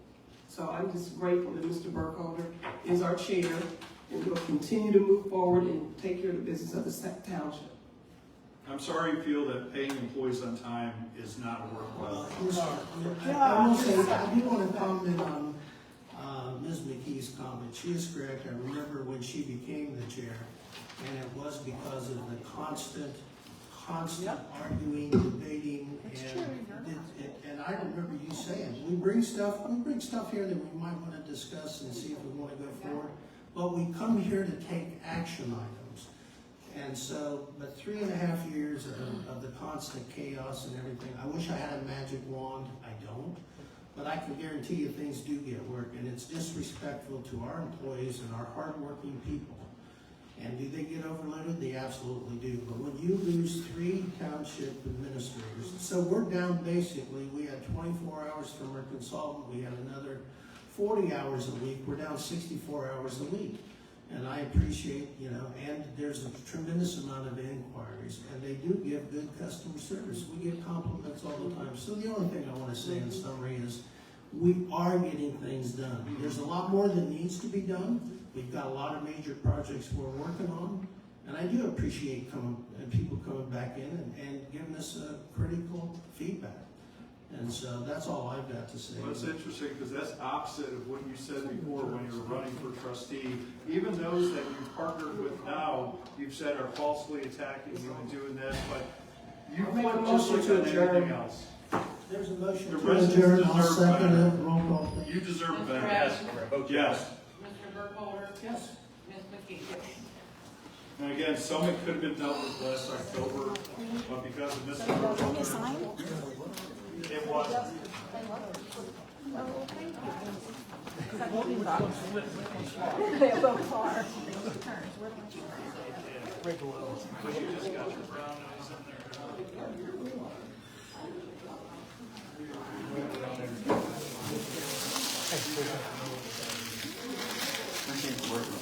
Thank